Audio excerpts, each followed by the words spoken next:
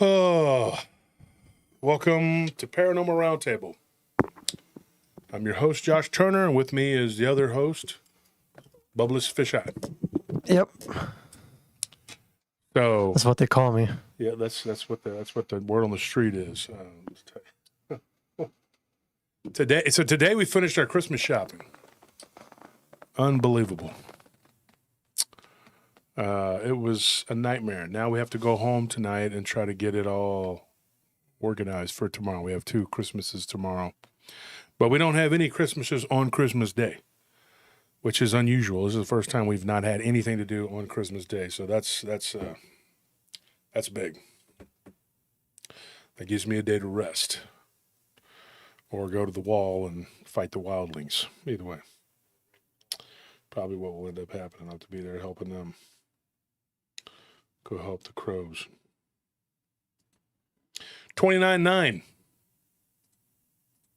We hit 29,900 on YouTube. That's a good. We're at I think 2910 or something. So we're like 90 people away. We need 90 people by December 31st. By December 31st before midnight, yeah. Before midnight. And then we can bring the new year in with 30,000 subscribers. 30,000 subscribers. Real people. Yeah. So tell your friends. I heard Swamp Guy hit 170. Oh, congratulations. Congratulations to you, Swamp Guy, because you were able to go and. Now, if only his views can pass like 5,000, that'd be great. He used his Christmas money that he should have been buying gifts for people to get himself some delicious subs. He's probably one of those like Halloween is of the devil. Christmas is of the devil type, whatever. Oh, that's a good excuse. That way you don't have to do anything for anybody. Christmas is of the devil, just so you know. I give gifts year round, and then all year round I don't give nothing to nobody. Mm-mm. Folks, as soon as we hit 300 on here, we're going to start, like I said, cracking them. We got some really good stories for tonight. I've gone through and I picked some of the best, most ripest fruit for you. Got a crazy story that was given to me by a woman named Annette. That something happened to her when she was a young woman in a drive-thru. Really weird. Let's see what else we got. Nellie's story about the shadow. And then my friend Junior, who was Danny Robles, is a guy that I saw the dog man with, his brother, and his UFO encounter. So that, and then what else do we got? I told everybody I was going to say the Krampus. Nobody's calling me out and saying, hey, what about Krampus? I got a couple of them for you. I didn't forget. I got the note right here. It's Krampus.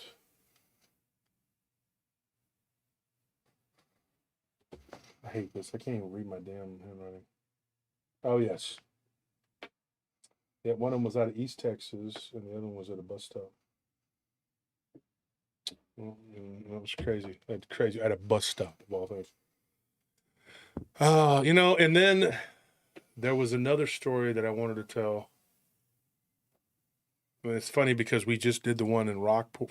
Y'all aren't going to hear this one for 2 or 3 weeks. It's on the podcast, but it was in Rockport.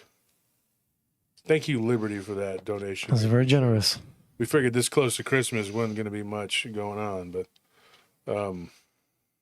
and we also debated about not doing the show tonight because we had so much going on and the Christmas shopping and everything. I want to send a shout out to the people that made it easier for us. Thank you to Frank and Kenneth of Austin Blades, right? Oh, yeah. And then their neighbor, what's her name? What's his name? Zero Whiskey Tactical Firearms. Zero Whiskey Tactical. Thank you for helping us, Z. We appreciate it. You're a good guy. You and your girlfriend helping us out and getting what we needed. And that was just for home defense because we've had some people make threats.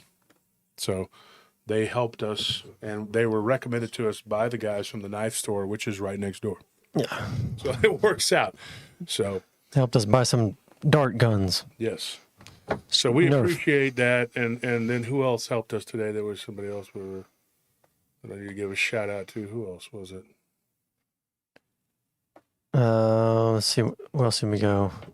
Oh, Nick from Total Wine. Nick from Total Wine. Appreciate it and helping us out and finding the best champagne for New Year's and the hot apple cider that he recommended for our party tomorrow.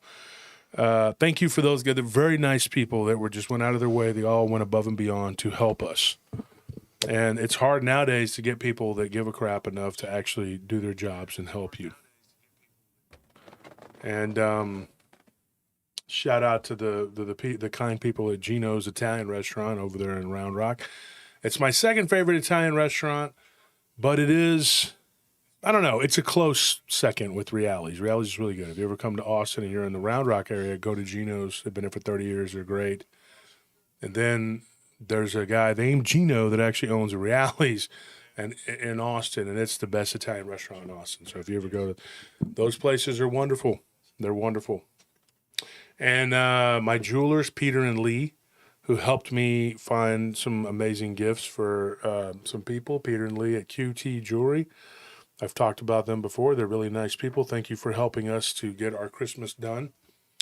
Thank you for that donation to Shadows. You're too kind. We appreciate it. And shout out to Yvonne from Total Fitness Nutrition. She's an Olympic medalist from Germany. Very nice lady. And she is a wonderful person. Her and her husband both are medalists. And I think his medal came from the country of Jamaica. And hers was from East Germany. She's actually half African American, so yeah.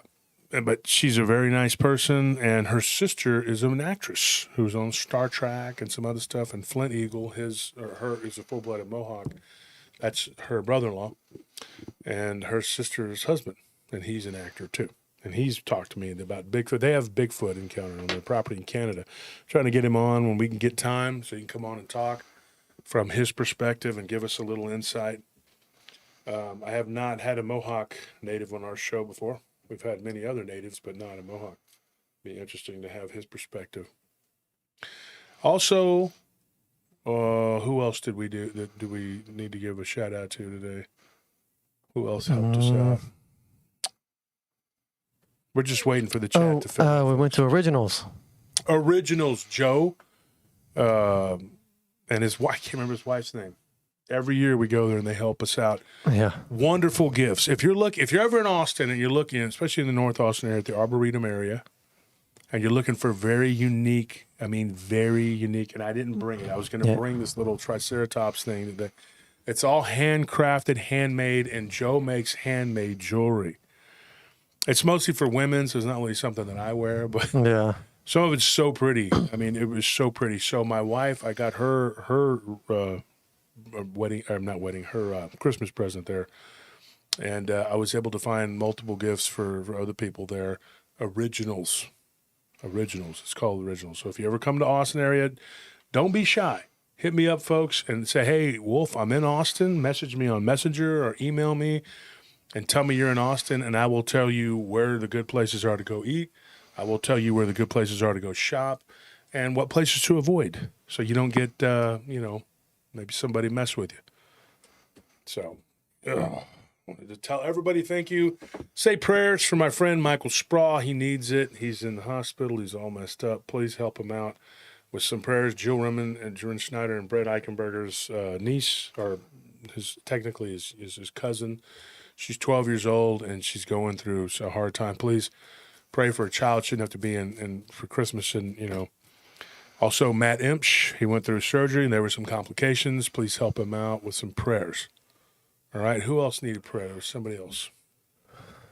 There was somebody else that went through surgery, and Nellie was telling us, and they had some complications. Maybe text Nellie, because we want to make sure we get everybody prayer. That's why one of my favorite charities is St. Jude. I don't tell you where to donate money or for charity, anything like that. But this year we already did, actually. We donated to St. Jude and to Covenant House. St. Jude helps children that have cancer, so the parents don't have the burden of having to come up with a bunch of money, especially when they're already suffering. Their children already has cancer. Why make it worse,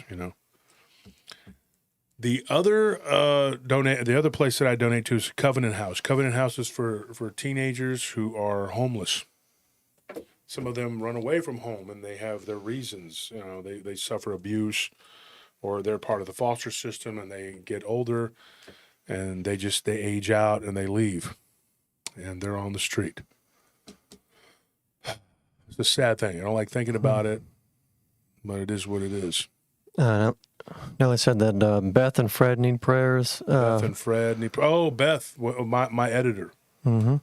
Yeah, please, her husband. That's right, and I don't know who all else. And she said Phil and Curtis's parents. Phil and Curtis's parents both need prayers. So yes, go join the prayer group. Go join the Paranormal Roundtable group on Facebook. It's free to join. Also, the Patreon. Don't forget about the Patreon. It's a great way to support the show. Or you can buy a shirt or a hoodie from us on the store. There's been a lot of people buying shirts and hoodies lately. I'm very glad for that.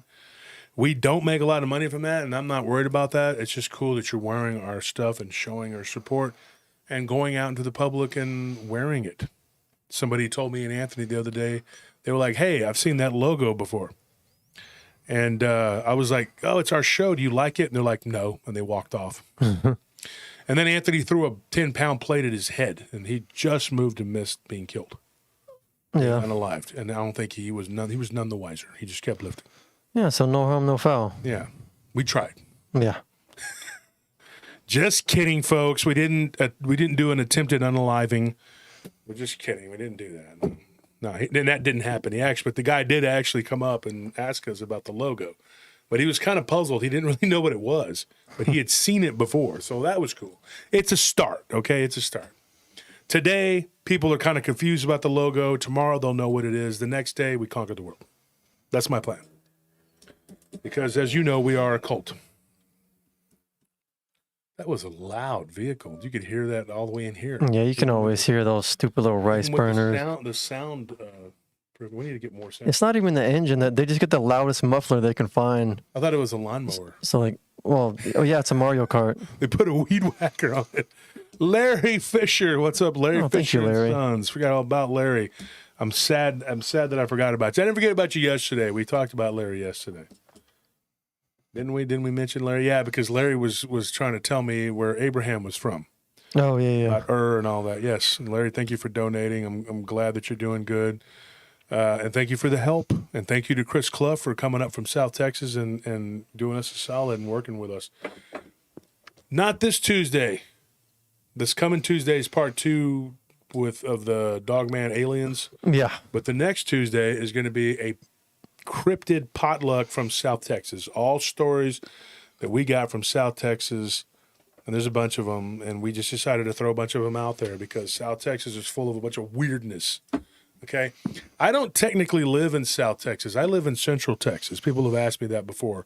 Where the Cowboys are from, the DFW area, that's North Texas. That's where it's kind of flat, but it's still green. But if you go west of there, it's desert. And that's why people get confused. There's no desert around here. Where we're from, it's lush. It's green. Yeah. It's very beautiful. You can ask Barton. He was here. And so I have some sad news to tell you guys. I had a long conversation with my dear friend, Nick Redfern, today. And say a prayer for him, please. His father is very ill, and he's going home to England. And from what he told me today, he may not be returning. So I think he's a national treasure, and it's too bad that he's going to be going home to England. And he told me, Josh, I don't know if I'm going to come back. So, yep. And he'll be leaving in, 4 days? Yeah. So he kind of sprung it on me. He called me out of the blue, and we started talking, and we were in the middle of working on a project. And I had heard that his dad was getting up there and, whatever. And now he is going home to England. He doesn't know exactly where he's going to be staying for sure yet, but he may not be coming back. In fact, it sounds like he's not going to. So he probably won't be at my next conference. So if you caught the last conference, good for you, but I don't think he's going to be at my next one because he'll be in England.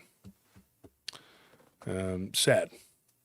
Because I really enjoyed having him here in Texas and being able just to pick up the phone and call him. Now he's in England, or he will be. So, folks, that's it. You missed the conference. Everybody's like, oh, yeah, next year. And now Nick Redfern won't be there next year. And that's a shame. So you can't always say, hey, next year, and then think that it's going to work out, because now you missed, your chance to meet Nick Redfern. I'm not happy about it, but it is what it is. Eminem from M says, I met Nick at your first conference. Thank you for the opportunity of getting to meet him. Yes, and he's a very nice guy. So, best wishes to him and his father. And hope everything works out. Prayers for him and his dad. I'm going to miss you, Nick. But as for the rest of us, I would say this. The project that I had going with Nick, I'm still going to complete it. And now Barton stepped in, and we're going to work it together. We're going to do it. And, yeah, it'll be fine.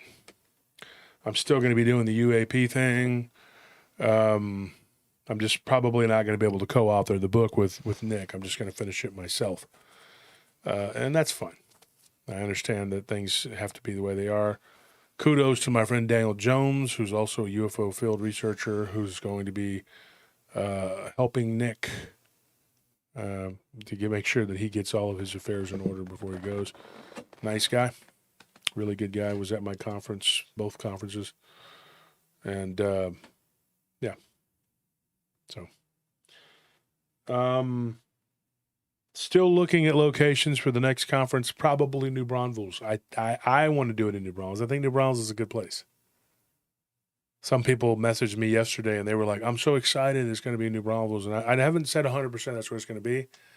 But if it's in the Austin area, New Braunfels isn't that far from here. It's about 50 miles, I think 45 miles, I don't know, something like that. So I think it'll be close enough. It'll be cool.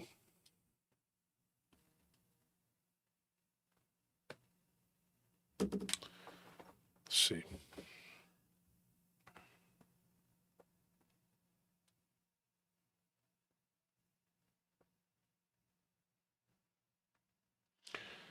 That's funny. Nick just messaged me.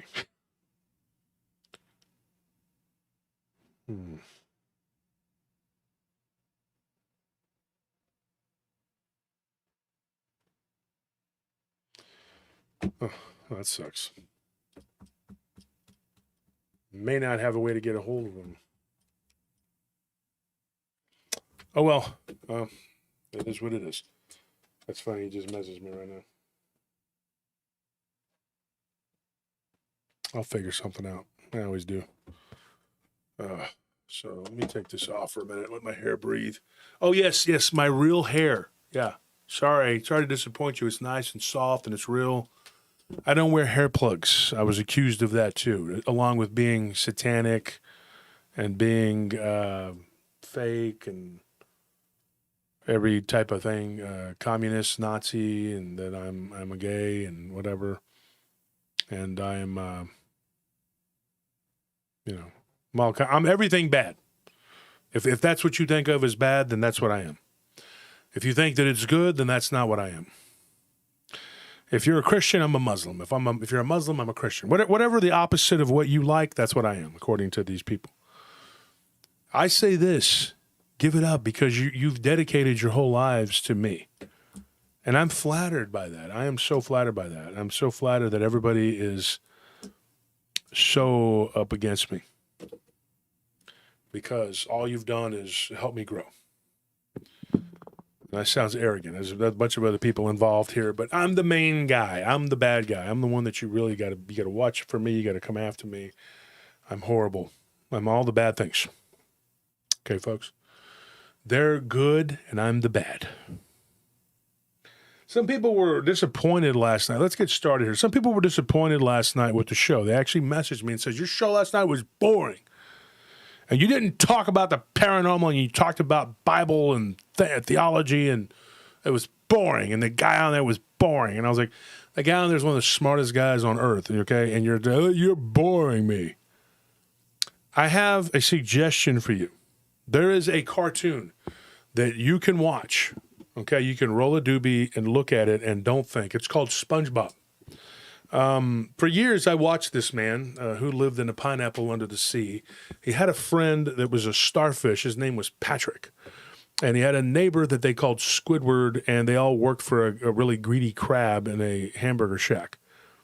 So if you are interested, you can go and check him out, and he can tell you all his adventures, okay, all about his life. It's really cool. It's funny. It's witty. It's charming, and it's heartwarming. And maybe you won't be bored, okay? But we got started last night, me and Jason, okay? He's going to come back because I'm going to get him back on, and we're going to talk again and again and again because there's a lot of stuff to talk about. And when I have something to bring to somebody smart, he might be the guy that comes on. So get used to it. It's too bad because Jason is a guy who doesn't have his show anymore, and he's got, so I'll have him come on here. And he is a person who has a lot to say. And we barely scratch the surface of what he knows. We don't agree with everything. I didn't agree with everything he said. But he makes sense, and he makes you think. Now, I like when people make me think. I don't care if you don't agree or you do agree. It doesn't matter. And you can think something until your eyeballs bleed. It doesn't make it true. Okay? That's another thing. People don't, they lose sight of that, So as far as I'm concerned, I had a great time talking to him. And if you wanted to listen, you listened. If you didn't, then go somewhere else. Like I said, the guy that lives in the pineapple under the sea, he would be glad to have you pay attention to his antics. He's a very silly little sponge, okay? So anyways, that being said,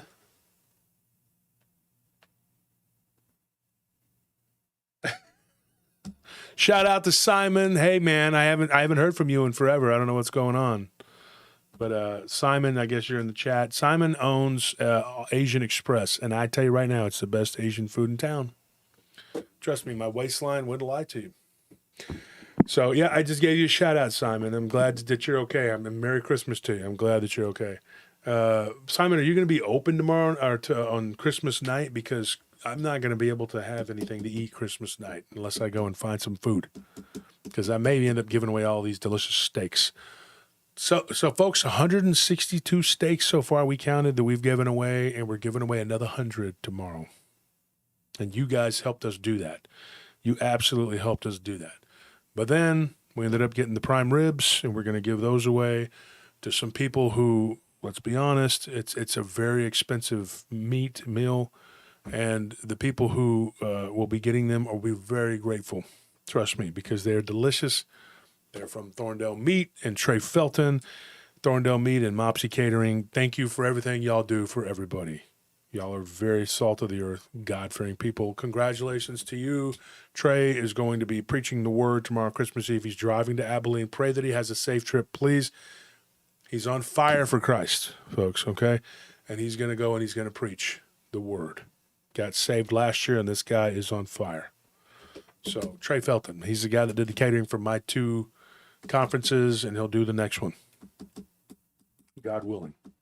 Shout out to my friends at Juiceland for these shots. I take these 3 shots. Nobody's paying me to do this. I'm just giving them a shout out here. Blue Dream, if you're ever in Austin. Liquid Gold.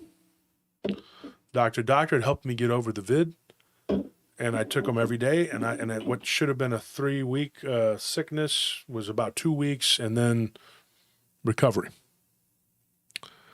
And it's something I swear by. When I slack off, that's when I got sick. Everybody around me getting sick, and I've been managing to stay well. Thank God in heaven and Jesus Christ, my Lord and Savior, for doing that and helping me out. So let's get started. We got 300 people in the chat, and I'm going to start with this. I'm just going to come out of the gate and tell you right now. This is a story that was given to me that freaked me out. Like there's some stories you get, and you're like, that's pretty creepy. That's creepy. But this one was really freaky, and this comes from Annette. I'll say her last name is Net M.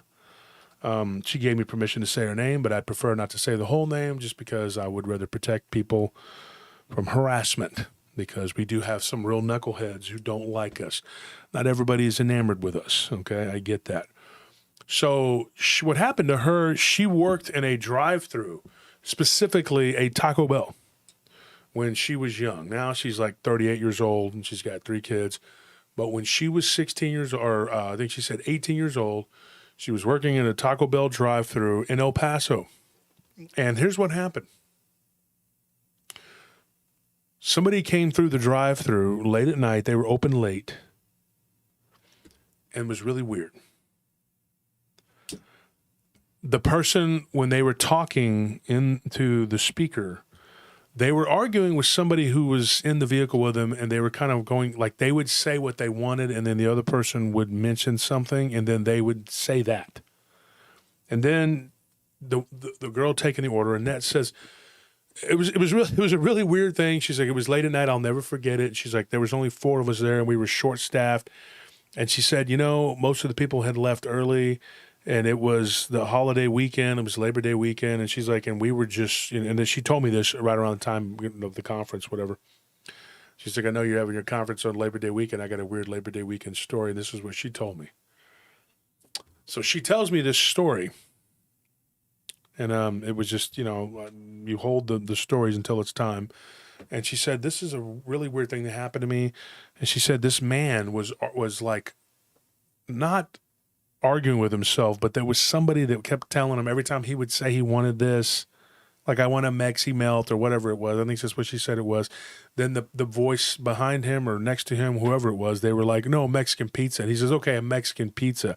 She's like, do you want that too, or do you want that besides? And he's like, no, I want that instead. Then he would say 3 tacos, and the person that was with him would say, no, 3 burritos. And then he would say, okay, yeah, the burritos. And then she would say, do you want that also? Or no, besides that. And so finally he ends up getting this really crazy convoluted order. And I know this because I worked at Taco Bell for a couple of months, and it really sucked. But this is what happened. So he pulls up. And there's a person that's kind of moving around in the back seat of the car. And she's like, I'll never forget this as long as I live. I see this person in the back seat. She's like, and it was startling because the guy that pulled up was drunk, this is very common. You get drunk, you go eat at Taco Bell. It's probably the only way you'd be able to really eat it. If you're me, could never eat Taco Bell in a million years, but not now anyway. So they pull up and she says, and then we go to give him his food.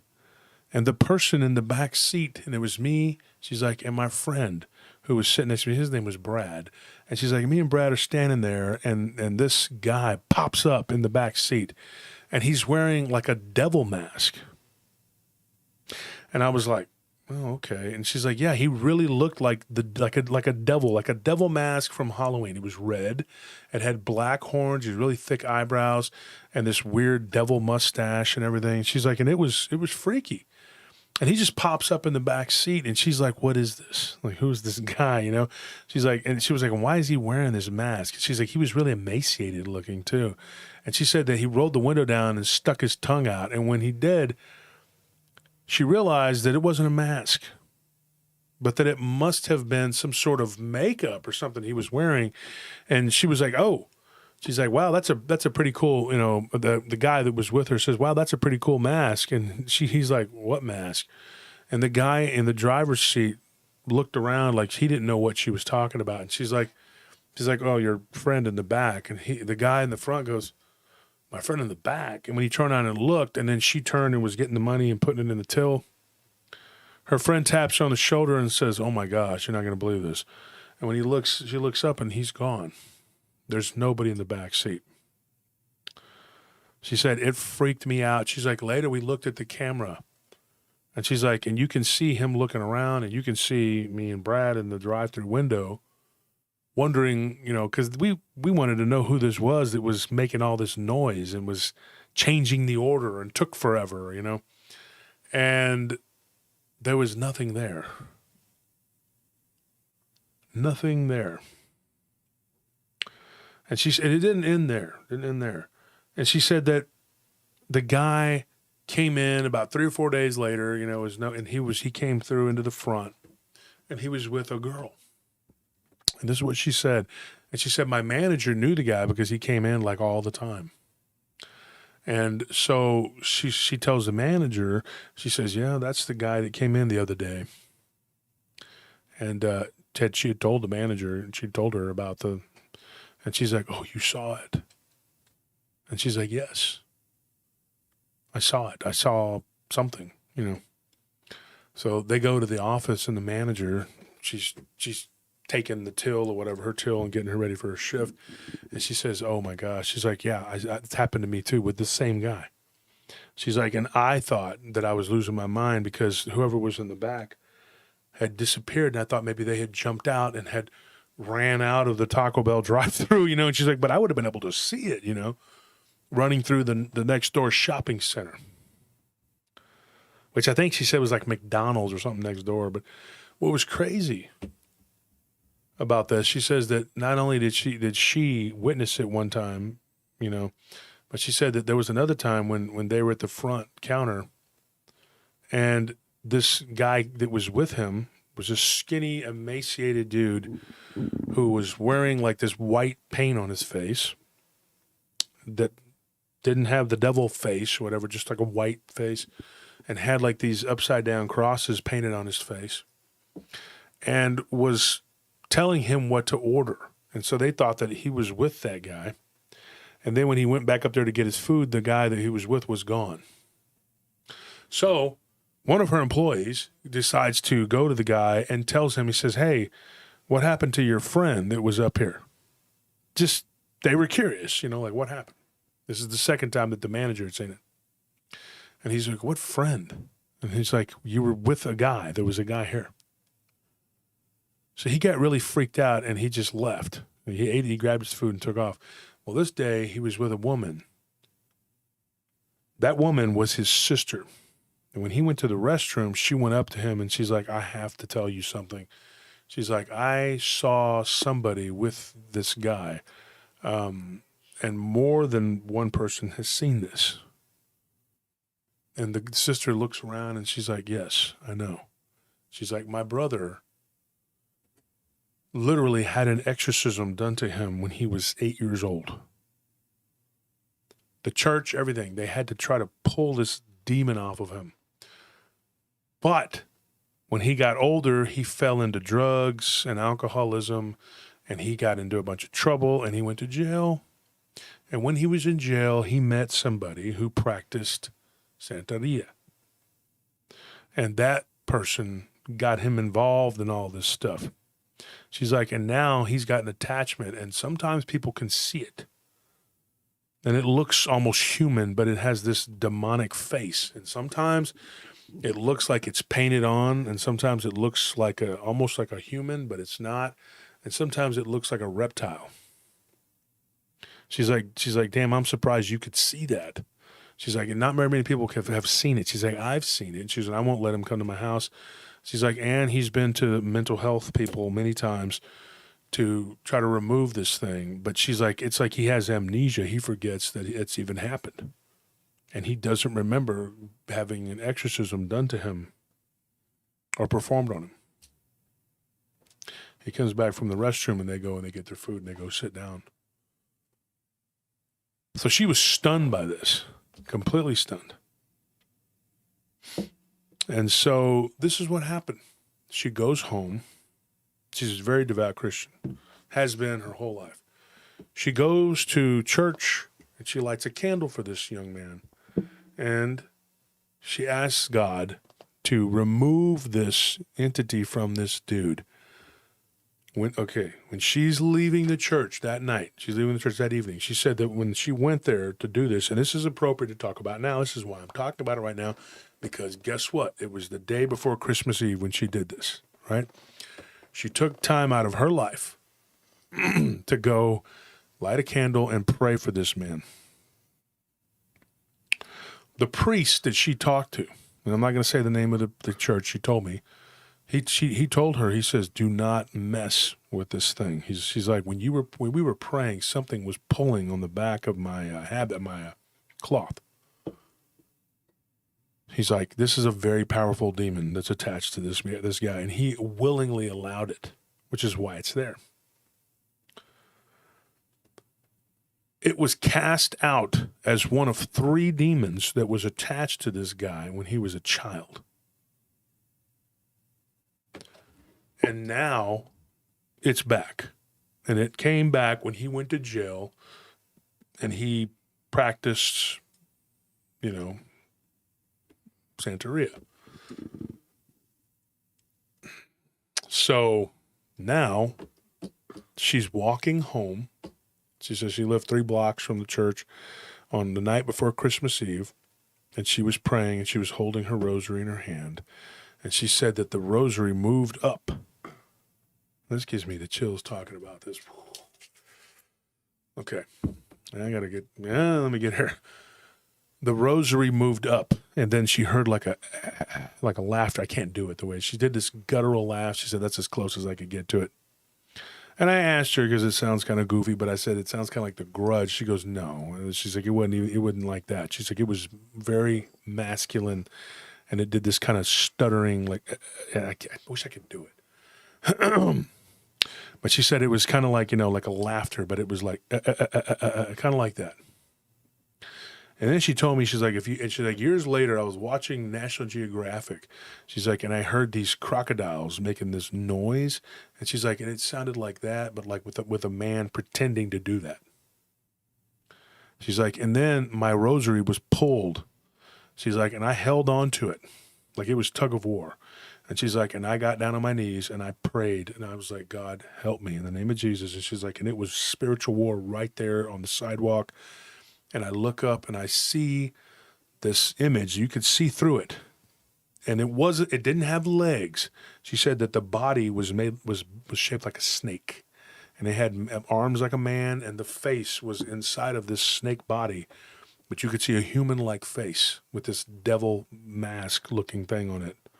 She's like, I saw it for about 2 or 3 seconds, and it was gone. She's like, then I wake up in the middle of the night, drenched in sweat, and this thing was standing by my door, but it was a man. It was no longer, it didn't look like this snake-like entity. And she says, it's standing in the doorway. And it told her, he's mine. She's like, in a moment of courage, she's like, I've never had before or since in my life. She's like, and I am not a brave person. She was like, I am faint of heart. She's like, but I felt so empowered. She's like, I stood up. She's like, and I had a crucifix in my hand. I took it off my wall. And I was like, in the name of Jesus, I rebuke you. And I began to walk toward this entity. And it backed up, and then flew backwards out the door. The door opened, literally. And she's like, you are not allowed in my house. She's like, and then when it left, she felt the energy, like it came off of her. She began to breathe really fast. She's like, my heart was just beating out of my chest. And she's like, and I felt like I had actually accomplished something that day. She's like, months go by. Nothing happened. Everything was fine. Kate Hunter, thank you for that donation. So grateful to people like you. We appreciate it so much. She's like, and she said at that point, she's like, I knew that I was protected, but I had no idea whether he was protected or not. I didn't know the guy's name. I don't know anything about him. She's like, I didn't bother to ask his sister. She's like, a couple months go by and the sister comes in there with this other guy. Turns out that was her boyfriend. She's like, and they sat down to eat and she walked out and she says, you know what? I want you to know I prayed. And she's like, I know. She's like, I know. You prayed for my brother. She's like, I know. She's like, we go to the same church.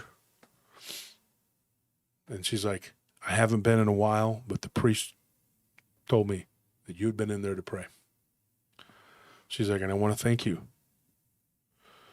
She's like, my brother went and got help. And he ended up in a halfway house. And then he started going back to church and he reaffirmed his commitment to God. And she's like, I think he's doing a lot better.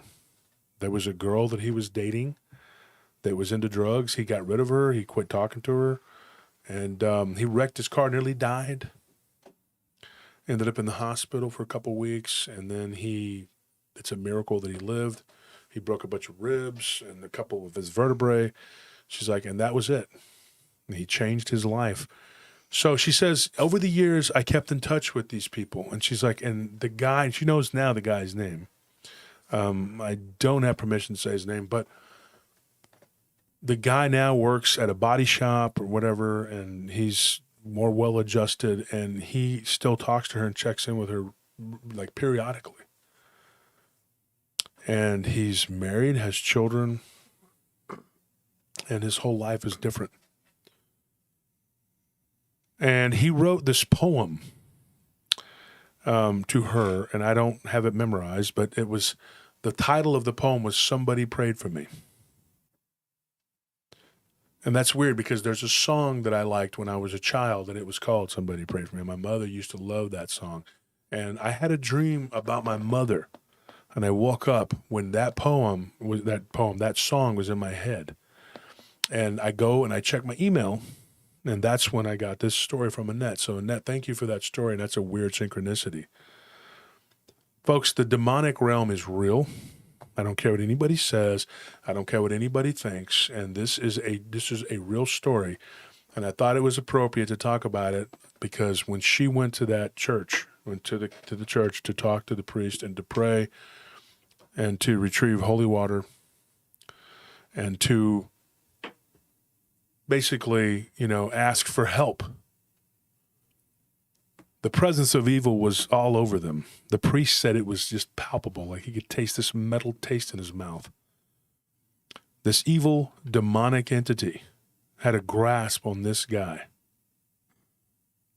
And it all started because she, and I'm not knocking the other people that work at that Taco Bell, but she saw that entity in the back seat. She heard it on the intercom. But she did something about it. She tried to help this guy. And she was like practically crying when we talked. And she's like, I'm just a lowly Taco Bell worker. Who am I? And I was like, there is no such thing as a lowly worker. When you're a worker in the light, you're not lowly. Folks, the moral to this story, and I want you to know, this is Christmas time. We are all warriors. Not just me, not just her. You all are, every one of us. We stand up to evil every day. You take a stand. And all you got to do is pray. God gives us the ability, the armor that we put on.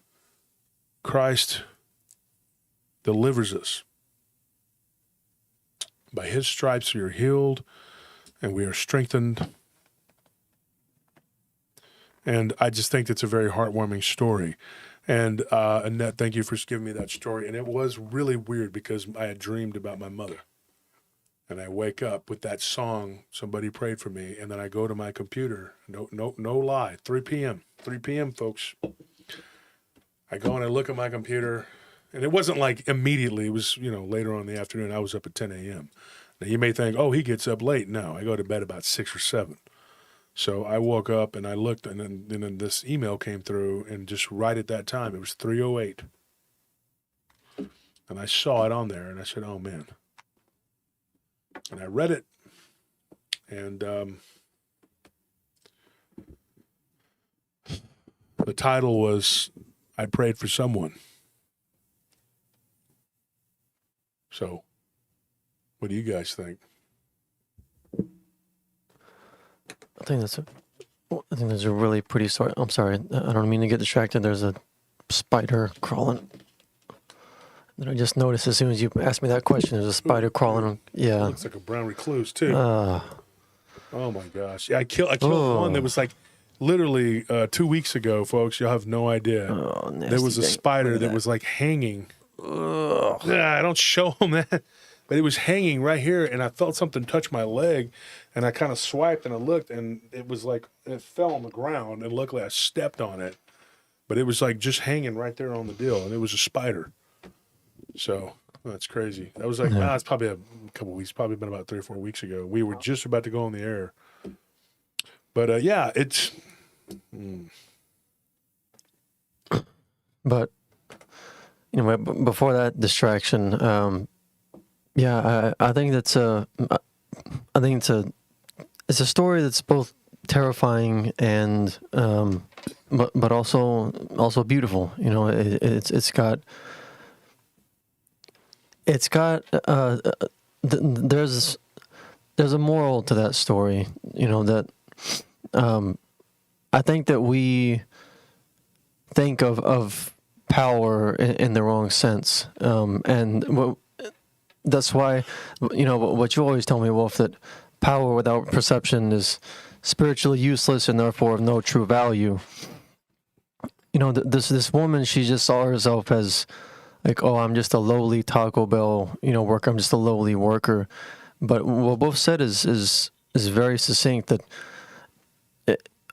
no worker in the light is a lowly worker. And we don't really see ourselves as warriors, and if we're not physically capable of doing something, physically capable of defending that which we love from physical attack. But there is always spiritual warfare going on around us, and to be able to completely and entirely humble yourself and submit and to admit, like, I can't do anything I can't do anything noteworthy of my own. To surrender your own will and ask that your will be replaced with that of the Lord, our Heavenly Father, the Father of Christ.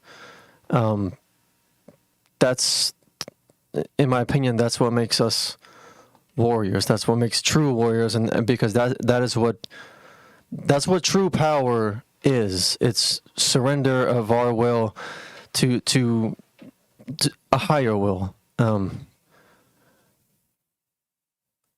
man.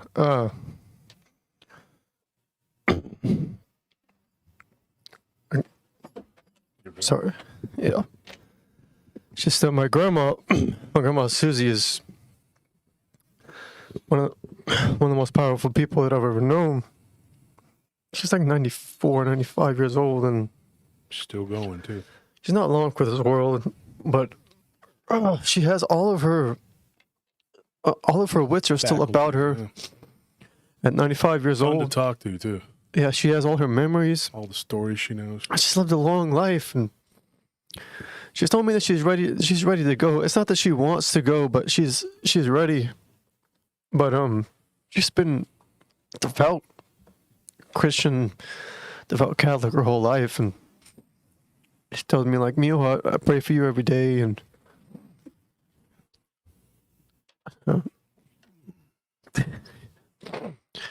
she tells me that I'm her favorite. I didn't plan on this, man. Well, pan the camera back over to me. That's fine. But yeah, that's true power, is my point. Complete and total humility. And you don't have to be a big, strong dude, to do Yeah. it. But this woman. I mean, my frail 95-year-old grandmother, she wields true power. Mm-hmm.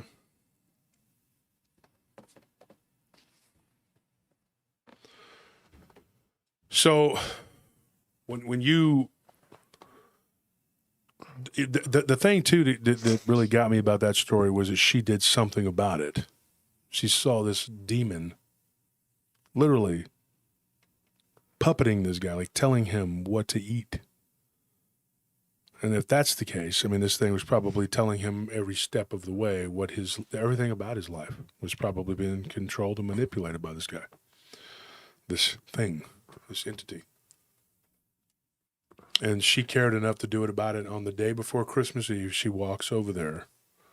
I mean, she had, funny, part of what she was doing was giving the priest tamales that her mother had made, but she went there, didn't just give him the tamales and leave. She went there to pray for that man. Didn't know him, but she felt moved to do that. Any one of us are capable of doing that. Pray. Just pray. This Christmas, remember that there are people that are less fortunate than you, and everybody always, it's like a cliche, oh, there's hungry people, there's this and that, and there's that. I believe that we do our part. We try. We do everything we can. We try to help people. There's people whose children, they won't be able to have Christmas, they won't be able to do this, won't be able to do that. If you can, you help. If you can't, you can't. I totally get it. Hold on one second. It's Daniel Jones. That is a really good friend of mine and Nick's. There are a lot of people suffering this year. I think probably more than we've seen in a lot of past years. I just mentioned a passel of people that are need help. Shade Viking says, I get mad at God. Why do you get mad at God, Shade? Tell me. It's not God's fault. God gives you everything you need. I've seen people get upset with God, but those are the same people. They get upset with others for their own inadequacies. You can't blame God. You can't blame anyone. You got to look at yourself. Shade Viking says, only because I know he's real and has the power to fix it all in a second. Yeah, but that's not what this world is. This world is a world of suffering. And God is fair. He may not always do what you want. And I'm going to suffer and I'm going to pass away one day. We all do. We suffer all the time. This world is suffering. All you can do in this world is try to do right by those around you. Right? Mm-hmm. All you can do. Let's see if I can keep the mint in my mouth here. Hold on. Yesterday, right when we got on the phone with Jason, I dropped it.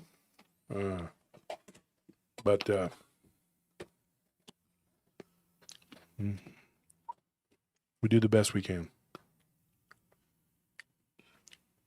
You got anything else to say before we move on?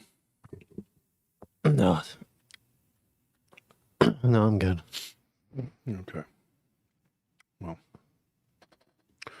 this Christmas, let's try to remember those less fortunate. I know that it is hard, a lot of weird stuff happens. And so we'll move on. So speaking of weird stuff happening, Nellie had a really weird experience 3 weeks. Was it 3 weeks ago? I don't know how long it was. Maybe you could text her. I don't know. She might be busy. She was doing a whole bunch of stuff for Christmas for tomorrow. That woman is in pain. And she's a testament to, she's a pillar of strength. 5 foot tall. She ain't as big as a minute. But she does everything she can for as many people as she can. And she tries to help any way she can. And she wants to help. And we collectively have to tell her all the time to stop trying to do everything. Right? Mm-hmm. Because if you let her, she'll just try to do everything. She wants to cook. She wants to clean. She wants to take care of the whole world. People that I don't have time to talk to. She gets stories from people. She's always talking to people. Yeah, she has hours and hours of conversation with people. Counseling them, helping them through anxiety attacks. And I tell her you can't give yourself away to, and then I know that you want to help people. I do the best I can. I have a lot of people that I try to help, in any way I can. And I'm not going to sit up here and tell you, oh, I'm a good guy. I can be. It just depends on who you are and what you're doing. But she tries to help people. I think that this thing that happened to her was about 3 weeks ago. We were doing a job, and I think it was early December, first week of December, I think maybe. It's been, So we had a parking garage that we were doing. And I found out from multiple guards who've actually worked there, along with our patrol captain, Ken, that this place, and I didn't know this, but it was very haunted. And one of the residents even told one of our other guards, which was Stefan, I believe, that it was haunted. What the people see there are these shadow entities, or in particular, one shadow entity in particular. And what it does is it will, when you park there, it will come up to your vehicle, and you'll see it. You will see it in your mirror. And this is what happened to Nellie. She was sitting in her vehicle, and she had her iPad out, and she's just watching. All it was a very simple job. Just watch the front, watch the gate. Make sure that nobody comes through the gate that's doesn't live there. And if somebody does, you got to stop them and say, hey, do you have your ID? Are you supposed to, because you have to have a little thing to swipe to get in, whatever. And that was her job. And she had to work there for, I think, 5 hours or something while we were having to do a bunch of stuff. And so she went there and she calls me frantic and she's like, this place is haunted. There's something here.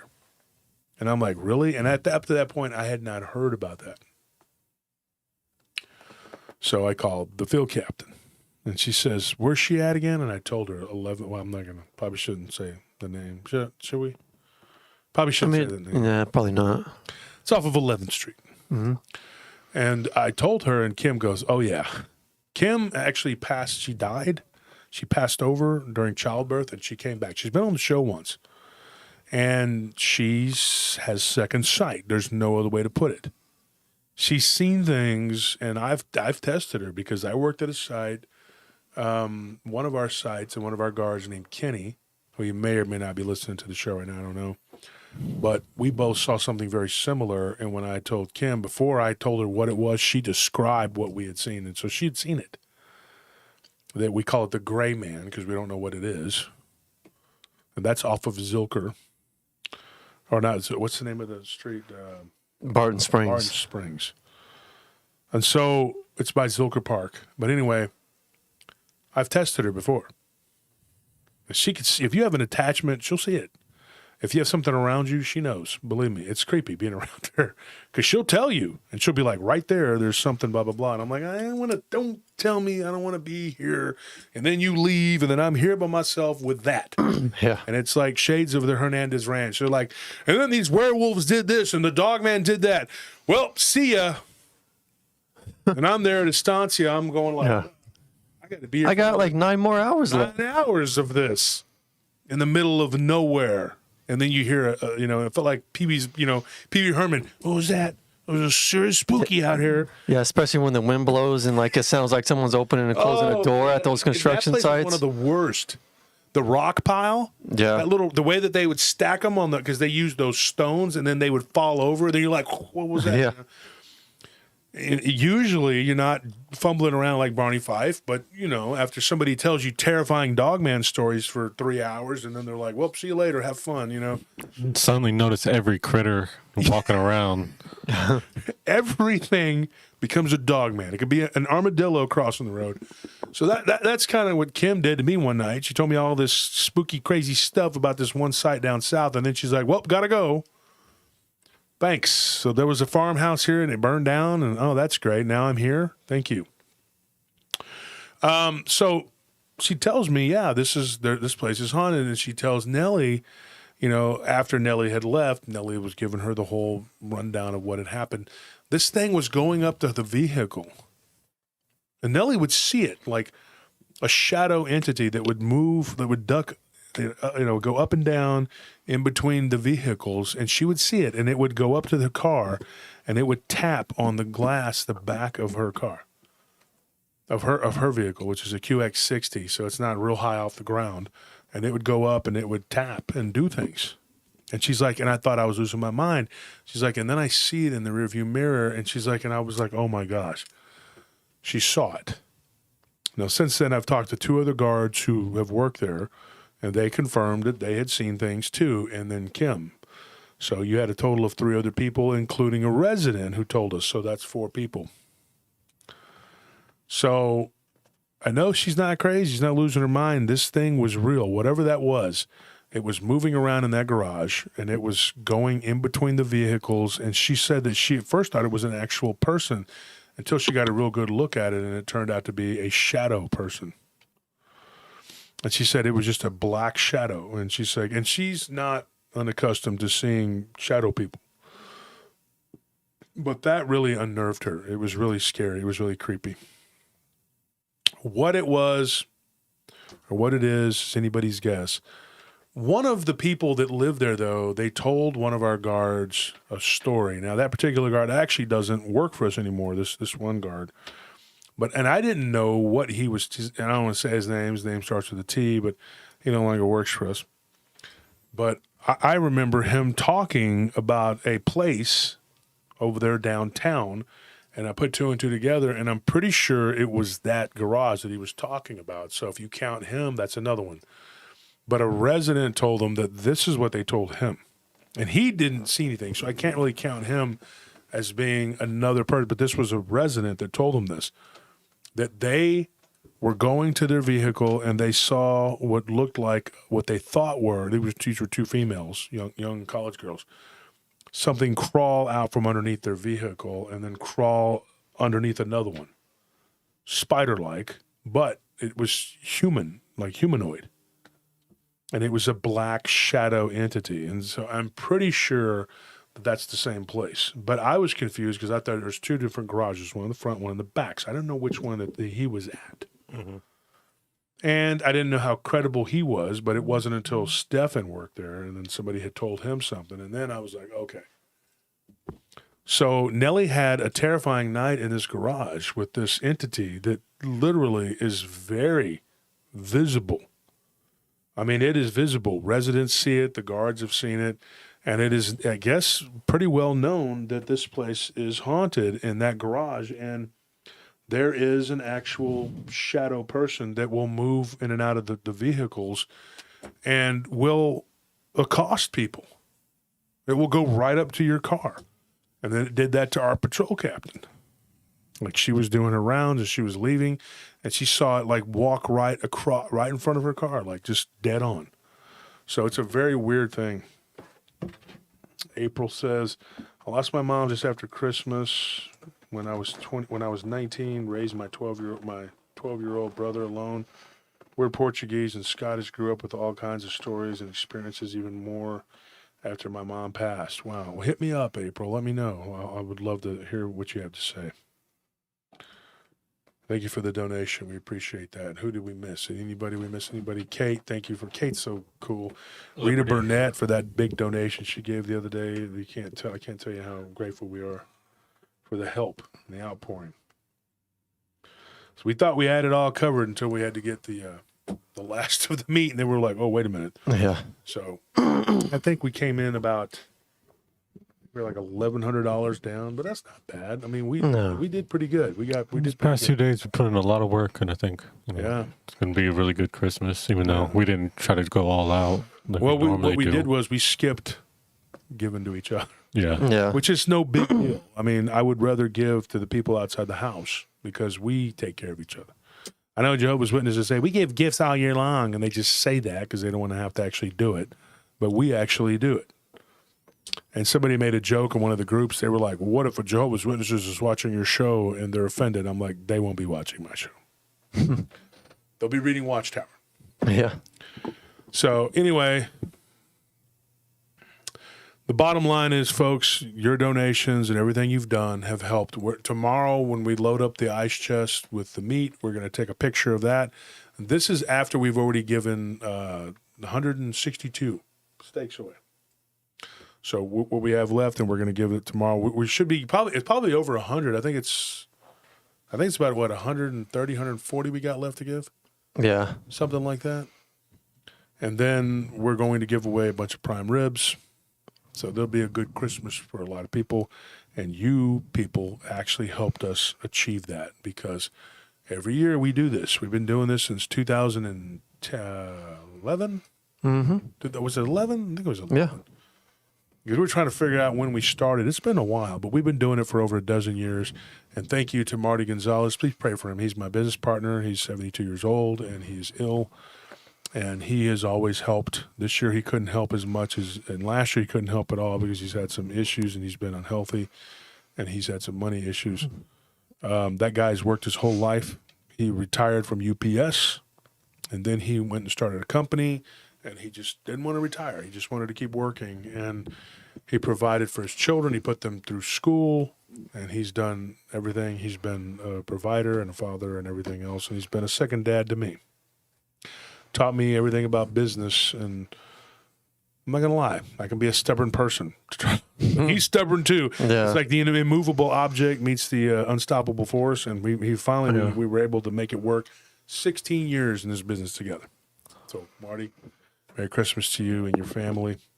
And, speaking of Merry Christmas, we got another $100 donation. Thank you. Super chat. So you did it twice. Oh, Did it twice. Oh man, $200. Thank you so much, Rich. Rich Norzer, I guess. If we're saying it right, sorry, Rich. If we're not, thank you so much. But Merry Christmas to everybody who's donated. Merry Christmas to those who can't, and we understand. We get it. But so, anyways, we appreciate everything you've done. So Nellie is in the parking garage, and I think one of the scariest things was this thing came right up to the mirror. And she saw it in the mirror, and at that point, she called me and Anthony. She was in a panic. And so we had to get somebody over there, and, we sent one of our guards, and he was just like, oh, the back garage? Yeah, that place is haunted. He was just point blank, like very frank about it. And I was like, Kenny, you knew that it was haunted? He was like, yeah. He goes, everybody knows. I guess I was the last one. I didn't know. I worked that place. When T had told us, or he had told me, I didn't know that's what he was talking about. Yeah. But I'm now, from the description that he gave, I'm positive that thing that crawled out from underneath the car, and now Nellie, don't be mad at me for knowing that. I don't want to say anything. I waited until the show. Don't be mad, honey. I didn't want to say anything, but I was pretty sure I told Anthony.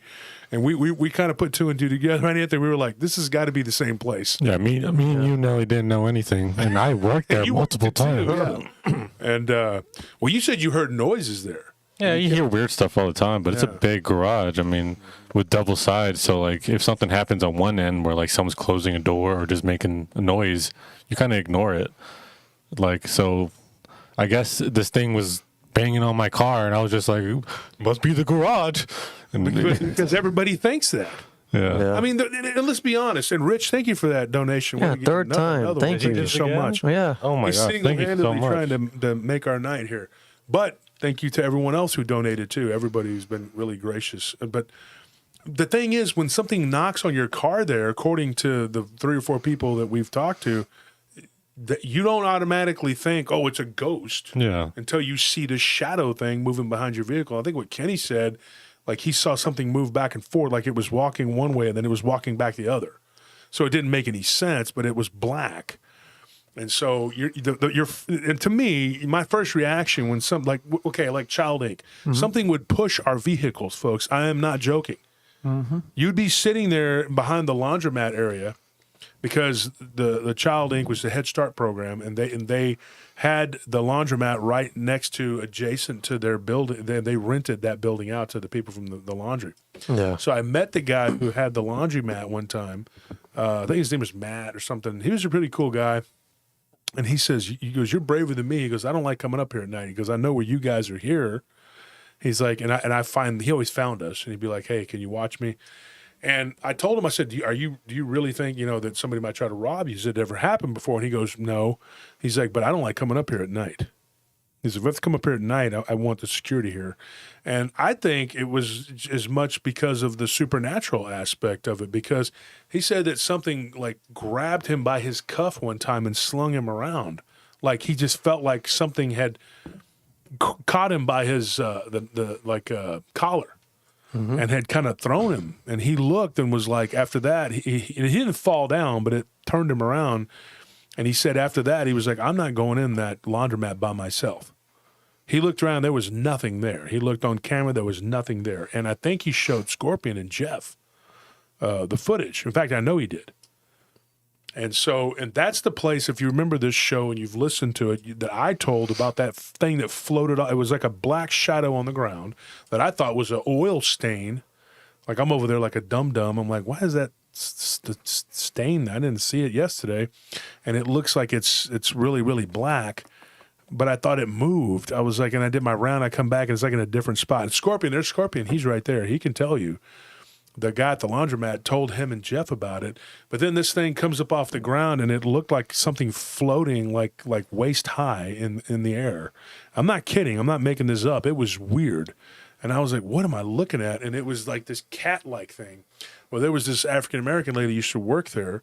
And she told me one day, her name was, I think, Shonda or something. But she came in and she was like, yeah, I saw this thing floating in midair and it looked like a cat-like creature with no legs and a weird, like, devil tail looking. So what the heck that is. And then another spot that I hated was that building across the street, the one we were supposed to go check every hour. Oh, that yeah. metal building. Because you go over there, and then if you go to that back side where the bums like to go back there and sleep, this little alleyway. yeah, I heard like knocking, and you would, if it was from the inside, you would hear like a thud. No, I heard like something banging on the metal, and I was like, what is that? What is banging on that metal, and why am I hearing this, you know? So, and there was no explanation for it. So you get these places that you go work, and you can't just go, well, I'm scared, I got to leave because, you know, I'm scared here, you know? No, it's your job. It's your client. They're paying you. And that was a client we had for like 10 years. Mm-hmm. So you couldn't just tell, you know, Patricia, the lady that was in charge, hey, your buildings are haunted. I don't want to work there. My guards are scared. You know, she's going to be like, okay, fine, you're fired. We'll find somebody who's not scared. And call Ghostbusters. We'll figure this out. Well, I mean, You're not going to make it very long if you're worried about the spookiness, you know. yeah. You're right. Yeah. I think someone was in his eye. You okay? Yeah. Okay. All right. You need a minute? No. But you're not gonna be able to convince your client, you know, hey man, you got some spooky stuff here. Or, you know, it was like we were working for Realtex. That's a company's defunct now, but we were over there by where we live now. That apartment complex is right there. And when they were building it, we had Thomas, who's deceased now, but sadly, but he worked for us for years, and he was a tough guy. He's an ex-Marine. He was not afraid of stuff. Okay. And he was there one night, and he got scared. He said, dude, I heard this, like what sounded like a hog being torn apart by wolves or something. He couldn't tell what it was. And he said, dude, he got so frightened. And then I think it was like maybe 2 days later, my brother goes to the back of the property, and he finds the remnants of a really large hog that had been torn apart. And I'm telling you right now, coyotes could have done that. There's no way that hog would have killed them coyotes. Yeah. And those hogs run around in packs too. So he was like, I don't know what that was, you know, but he was like, there was something there, and it was large, and it was making this shrieking sound. And, you know, he calls and tells me this, you know, and what am I supposed to do? I'm supposed to tell him, oh, well, you know what? You're scared. Just go ahead and leave. You know, just leave the construction site there. The equipment, it'll be fine. Somebody will probably steal it, you know. And I'm like, well, I don't know what to tell you. And I was clear across town. I was working on the east side. He's out west by the lake. I can't go out there and help him. So we sent a patrol person over there to go check on him, and he was scared. He was afraid. And of course, you know, he's there. He's not unarmed at that time, you know, and but he was terrified. And this is not a scaredy cat guy. He worked with me over at Palo Santos in the hood. That was not a easy place.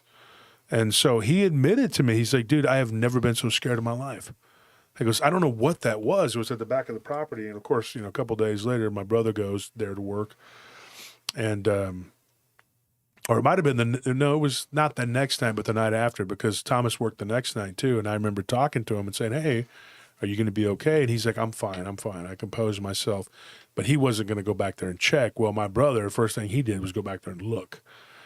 And talked to one of the supers, and they were like, yeah, there's an animal that's been torn apart back there. And it was a hog, part of a hog. And so what did it? We don't know. But, you know, if you're there working in the middle of and that place was woods all the way around it, dude. Yeah. Yeah, it was really deep in there. Yeah, it was deep in there. There was nothing back there. So when you're there and you're by yourself, and you call your boss, and your boss is like, I can't help you. I'll send a patrol guy by there to see if he can, you know.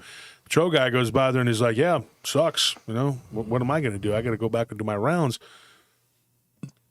You know, D goes there, and there's the remnants of an animal. You know, something happened. And then, of course, the guard says, well, I don't want to go back to work. I'm not working anymore. It's terrifying there. And Well, now that I think about it, like, these things would make great security guards. They really They just would. scare everything off. yeah, they you can just put sit them in a there front of the uniform. trailer and just, Yeah. you don't even have the uniform. Just put them just there. plop them there, and you know we don't have to. I mean, we can pay them in like meat or something. We don't got to pay them. I think they did. They hunt their own a meat. lot of meat. There's open boar season. They hunt their own meat. Yeah, you can hunt boar all year long here, but yeah, I don't think they care about hunting regulations though. no, I don't think they give a crap. Whoa. Much. It's not deer season, guys. It's not deer season. Put the deer back. Okay. Well, I mean, for me, I guess I always have him with me, and he's always just sitting in the car. So, like, he wouldn't be the first to notice if anything was going on. I feel real safe knowing Banjo's there to have my back. Well, he at least alerts me. Like, he barks. Wakes you up? He barks if anything happens. You're a heavy sleeper. He's the first to wake up, so, I mean, I don't have to ever worry like that. What is he wearing? He's always the first to wake up. Is that his Christmas sweater? That's his Christmas sweater. Who gave you Put him closer to the camera, Sean. My mom. Your mom got you that? Yeah. This little dude, look at this. He's so cool. What's up, Bubba? He's just chilled. He doesn't even like. He's looking back at the camera like, what are you doing? Hey, Banjo. He's mooning it. I don't want to call him because he'll come running over here. He'll knock the camera over. He's trying to with his wagging tail. Yeah. So, yeah, Banjo is not going to do much in the way of stopping a dogman attack, which brings me to my next story, and I'll tell you this one. And before we get into the Krampus one, which is really freaking weird, man, I don't know what to tell you. But this one came out of Nebraska, Omaha to be exact. And this is a person who is driving a truck. Yeah, Clef, like you drive a big truck. Pay attention. This person, they pulled in, and you know what he said? He says, dude, I'm going through Omaha. The only thing I know about it is that there's the College World Series there every year. And I said, that's about all I know about it. I don't know a lot about it. So he's driving through, and he says, I get down to the edge of town, and I decided, you know what? I was going to stop and sleep, and get a hotel room. And then I realized I didn't have much time, and I was going to have to, like, get up in the morning, and I took too long eating dinner. He went to a local steakhouse, and he says, and I go and I park my truck. And right as I'm pulling in, and get this, he had been on the road for 12 hours straight, no rest. He stops, he eats, and then he goes to the edge of town. And what happens? He sees this creature that's like, I don't know what you want to call it. Like, he didn't call it an upright canid. It was on all fours, but he said it was very abnormally large, and it comes up out of the ditch, and he pulls his truck over, and he's like, I'm just going to pull off onto the side and see if I could just get an hour. I'm just really tired. I'm going to keep going and try to get to the next stop, He's like, and I was heading to North Dakota. From there, I had to go to North Dakota. And he says, I see this creature come up. He's like, it was a large, brownish gray, shaggy wolf. He goes, and I'm thinking, wow, that's a weird-looking creature. But he said that the back of this thing was so tall. He's driving a Peterbilt.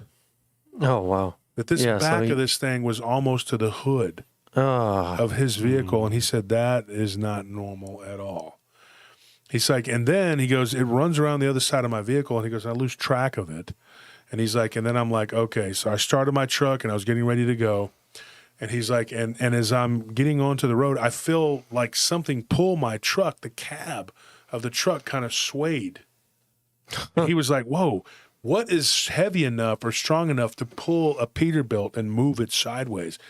He said, after listening to Joe Barger's story, and this guy's name is Joe too, but he said, after listening to Joe Barger's story, we'll call this guy JP. That's what he goes by.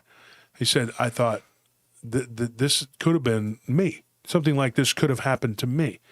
And I'll tell you why. When he got back on the road and he started heading down the highway, he says, dude, I realize... I look in my rearview mirror, and this thing, I got it. had just gone out. What happened? I got unplugged. Oh, was it Banjo? No, He's asleep. He's up here. So he says, I look and I see this thing. You know how the back of the truck, they have that little bit of space right there between that and the trailer. He says this thing had gotten in between that area, and it literally popped its head around the side. He goes, this thing must have been hanging like Spider-Man on the side of his vehicle. And he said it no longer looked like a wolf. It looked like a freaking werewolf. He's like, and this thing's head was sticking around the side. He's like, and it was supernaturally, this is his exact words. Okay. It was supernaturally crawling around the side of his truck. He's like, there is no way that it should have been able to hang onto my vehicle. At this point, he was up to 60 miles an hour and getting faster, gaining momentum. He's like, I'm right outside of Omaha, Nebraska, and this thing, it came out of a ditch that walked like a dog, like a wolf, whatever, on all fours, didn't show any signs of being anything other than that. is hanging on the back of my truck and crawling around the side of it, and I'm looking at it in my mirror. He's like, and I'm thinking, what am I dealing with? He goes, my heart sank. Now, this happened in 1997. He was like, I had no inkling that these things existed. And he's like, and it wasn't until he was actually watching Linda's show, Linda Moulton Howe. And he's like, and then I heard about your book. He bought my book. Thank you for buying my book. But then he says, dude, I had to contact you. I found out that you had a show. He's like, and then I heard Joe Barger's account, and I told him that maybe I could talk to Joe. Maybe I could get them together. I don't know. We could see. But he saw this thing crawling around, and so he was like, there is no way in heck. What do I do? Now, before we go any further, what do you do? It's crawling around on the side of your cab of your truck. You can't stop. Oh, Because- Yeah, you're driving a Peterbilt. I mean, you can't just slam on the brakes and hope No. it works. Well, you can't just swerve and hope it falls off. Yeah. And he goes, dude, he said, I must have gone 40 miles with this thing on the side of my freaking truck. He goes, and I could see the wind blowing on it, and he goes, and sometimes it would have his eyes open and sometimes they'd be closed like it was sleeping. I And think, he's like, I'm thinking, go ahead. I was gonna say, I think that's all you can do is just kind of just continue at the pace that you were going. I mean, and hope it doesn't crawl up to you. It's like a trucker version of that Twilight Zone skit where the guy's seeing something tearing the. There's a man on the wing. Yeah, Yeah. but it's real, and Yeah. it's a trucker. It's terrifying. So Larry just says, Josh, my buddy Victor, a dog man, shoved his 40-ton loaded truck with its hands. Yeah. Gerald, Texas. Yeah. Oh, thank you again, Rich. $50. Yeah. Thank you so Thank you, much. Rich. So if you were him, this is what I told him. I said, you're taking this all wrong. You're being completely wrong about this. I said, what you should have done was just rolled the window down and just put the gun like this, like aiming over your shoulder, looking out the mirror, and just started firing away. And even firing, skidding the bullets off the side of your truck. That makes Until they sense. hit this thing, yes, in the eye. Eventually, one of the bullets will take it. Just keep reloading while you're driving and just keep doing it. Here's a blind fire. According to You'd be all right. In a perfect world, that's what you do, right? according to my research, according to all these movies and video games I play, you can just curve the slam the bullet. truck into the side of something, and that should knock anything on it off, keeping your truck completely intact. Well, here's what ended up happening. He ended up finally driving up to the nearest town, and it was some little podunk town or whatever. And he pulls into a not a truck stop, but like a diner. And he says, dude, at that point, it was gone. I didn't see it anymore. He goes, and I sat there in the parking lot. And he said it wasn't even that late. It was like, at that point, it was like not even midnight. And he says, and it was ridiculous because there wasn't anybody driving by me that could have seen this thing or said, hey, there's something hanging out on the side of your truck or nothing. So when he pulls into this parking lot of this diner, he's like, I sat there for what must have been an eternity. And finally, he said, I see people walking by me going inside of this all-night place. And he's like, I finally get the courage. Nobody's saying, hey, there's something on the side of your truck. He's like, because it had eventually had ducked back and was gone. And he figured it was just hanging on the back in between the cab and the trailer. So he gets to the diner. He calls the sheriff's department. He has them call the sheriff's department. They come and they open the back of the trailer and they walk in. They look. He tells them that it was a man hanging on the truck. Because Yeah. what is he going to say? I mean, he would have to. Yeah. Smart move. So he doesn't say, hey, there was a werewolf hanging on the back of my truck and hanging on the side of it. He's like, as long as I live, I'll always remember this. And I asked him, I said, since then or before that, did you have any other experiences? He had one since then. And he did have some weird dreams. The first dream he had when he got back, he's from Texas too, but the dream that he had when he first got back to Plano, which is where he's from, he said, I did dream about this creature. And in the dream, it was in my house. And it was chasing me up the stairs. And my wife is like, what's wrong with you?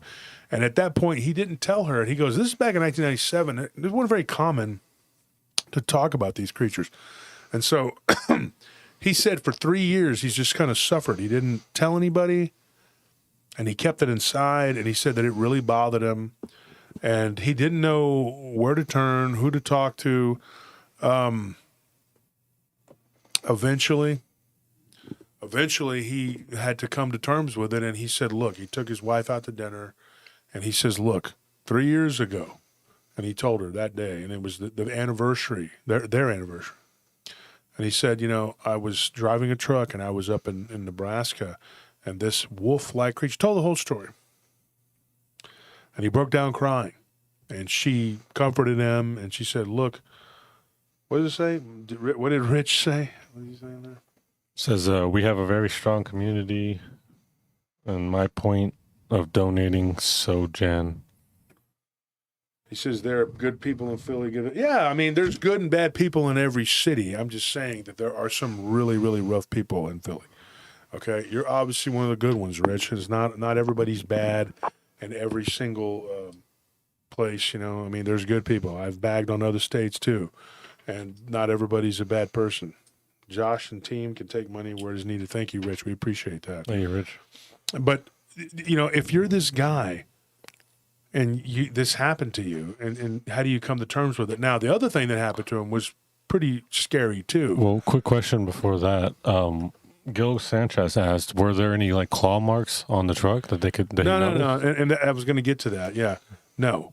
From what there was no physical evidence. From what he told me, there was no physical evidence of this creature.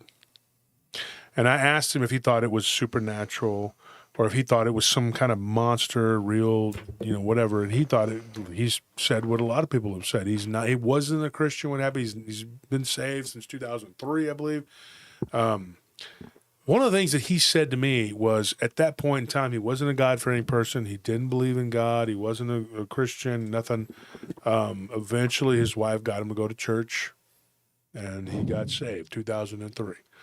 Now, he said when this happened to him, though, he was a bit of a hellraiser. And he would, when he was off, not driving a truck, he would drink.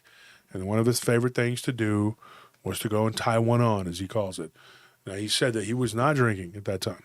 He was not on any uppers. He wasn't smoking anything. And he was very adamant that this was not no hallucination.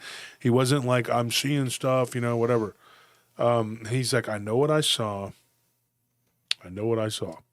Since then, he's bought pretty much all of Linda Godfrey's books. He's bought my books, and he's listened to that other show that I first started on 100 times. And he says that some of it he believes, some of it he doesn't, you know, which is kind of the general consensus. It's probably 50-50 of whatever you're going to get there. Because, you know, you got to think about it. Somebody that's willing to talk about it every week, that's kind of hard, you know, for me to, you know, because a lot of people don't want to talk about it. They'll tell you the story, but they don't want to say it. But, you know, more power to them if they are. So one of the things he did, now he's got another terrifying experience that happened to him, and I want to tell you about this one. This one happened in Tucson, Arizona. He was driving his truck, because he drives a truck, right?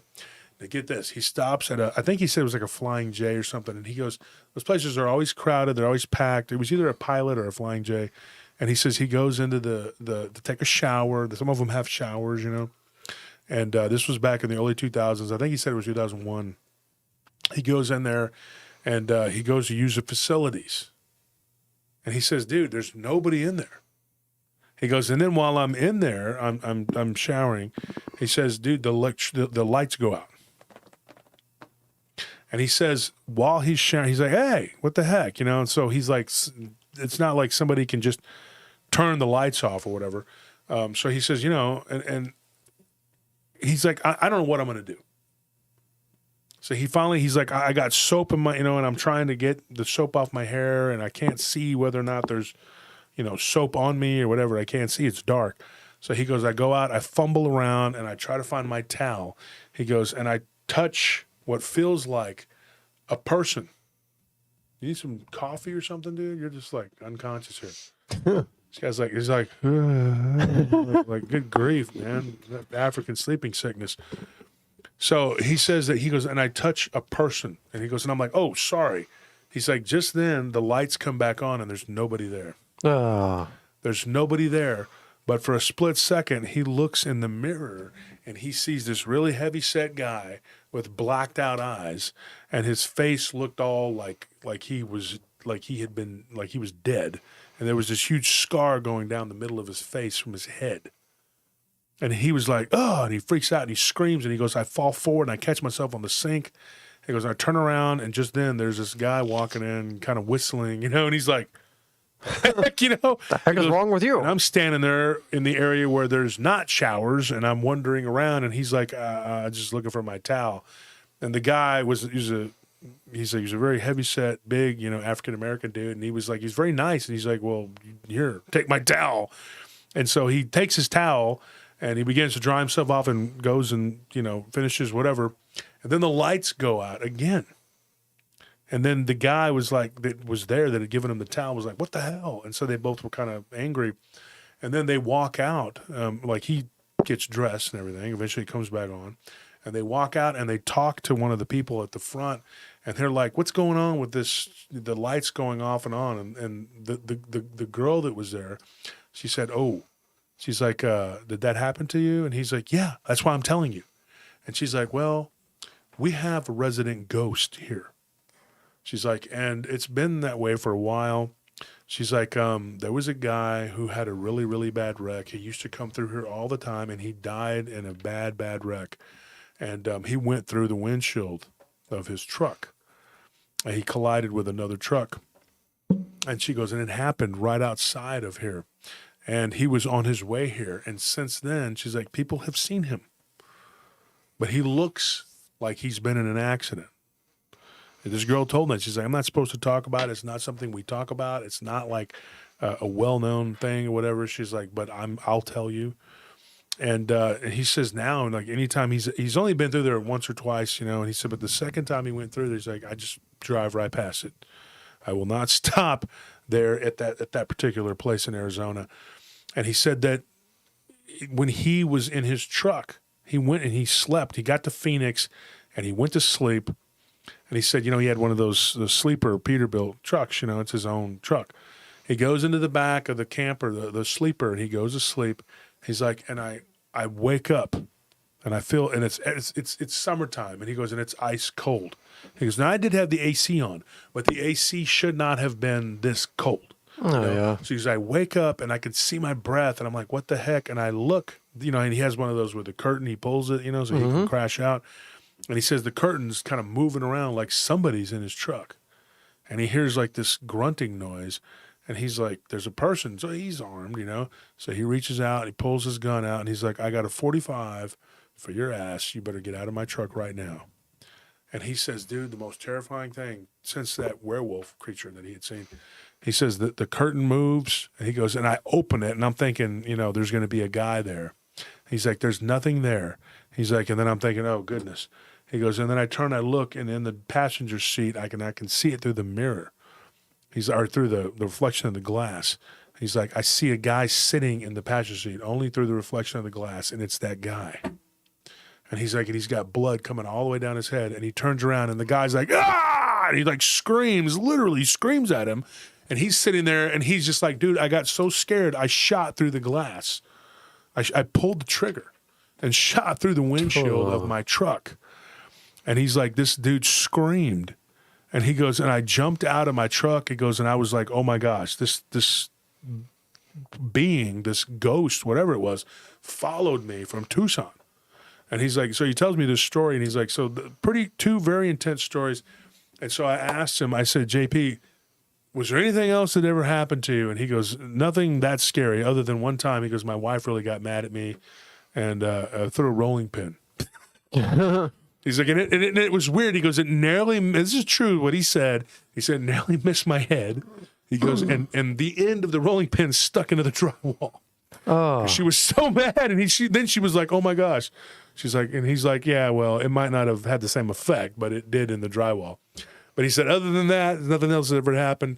But can you imagine this incident happening to you? You stop, you want to, take a shower or whatever, and then take a nap in the parking lot, where those, and there's a ghost that turns the lights off, and then you touch it.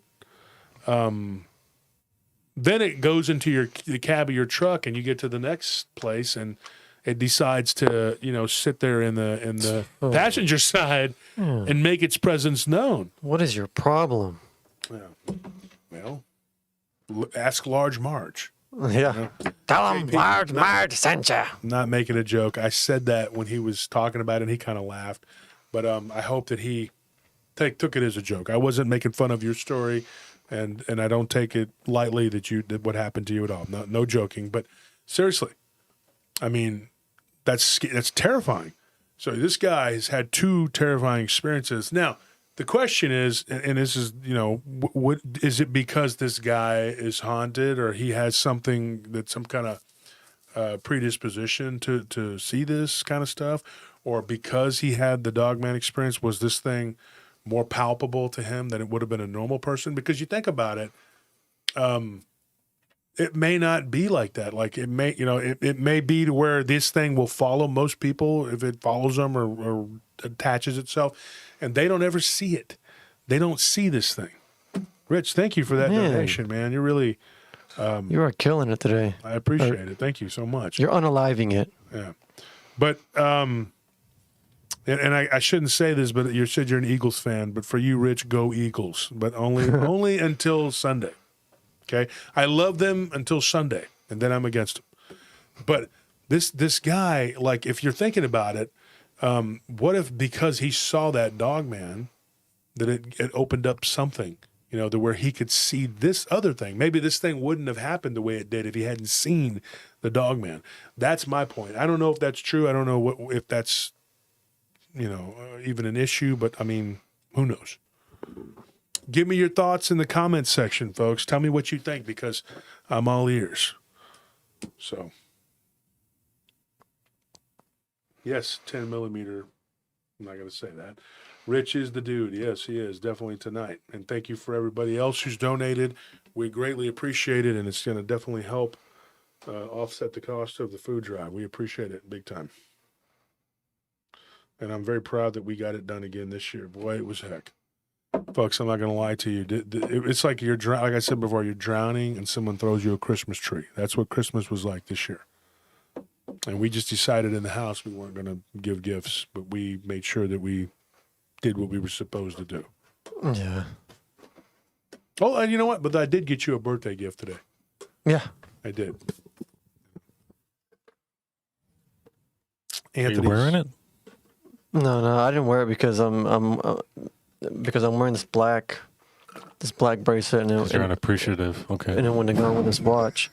Exactly. That's what I was thinking. I was like, because I have a better sense of like accessorizing than you do. Look. That's why. Here's a That's not true. You can't compare. That is true. No, this is my work outfit. Don't start talking guys. about it. I look phenomenal earlier.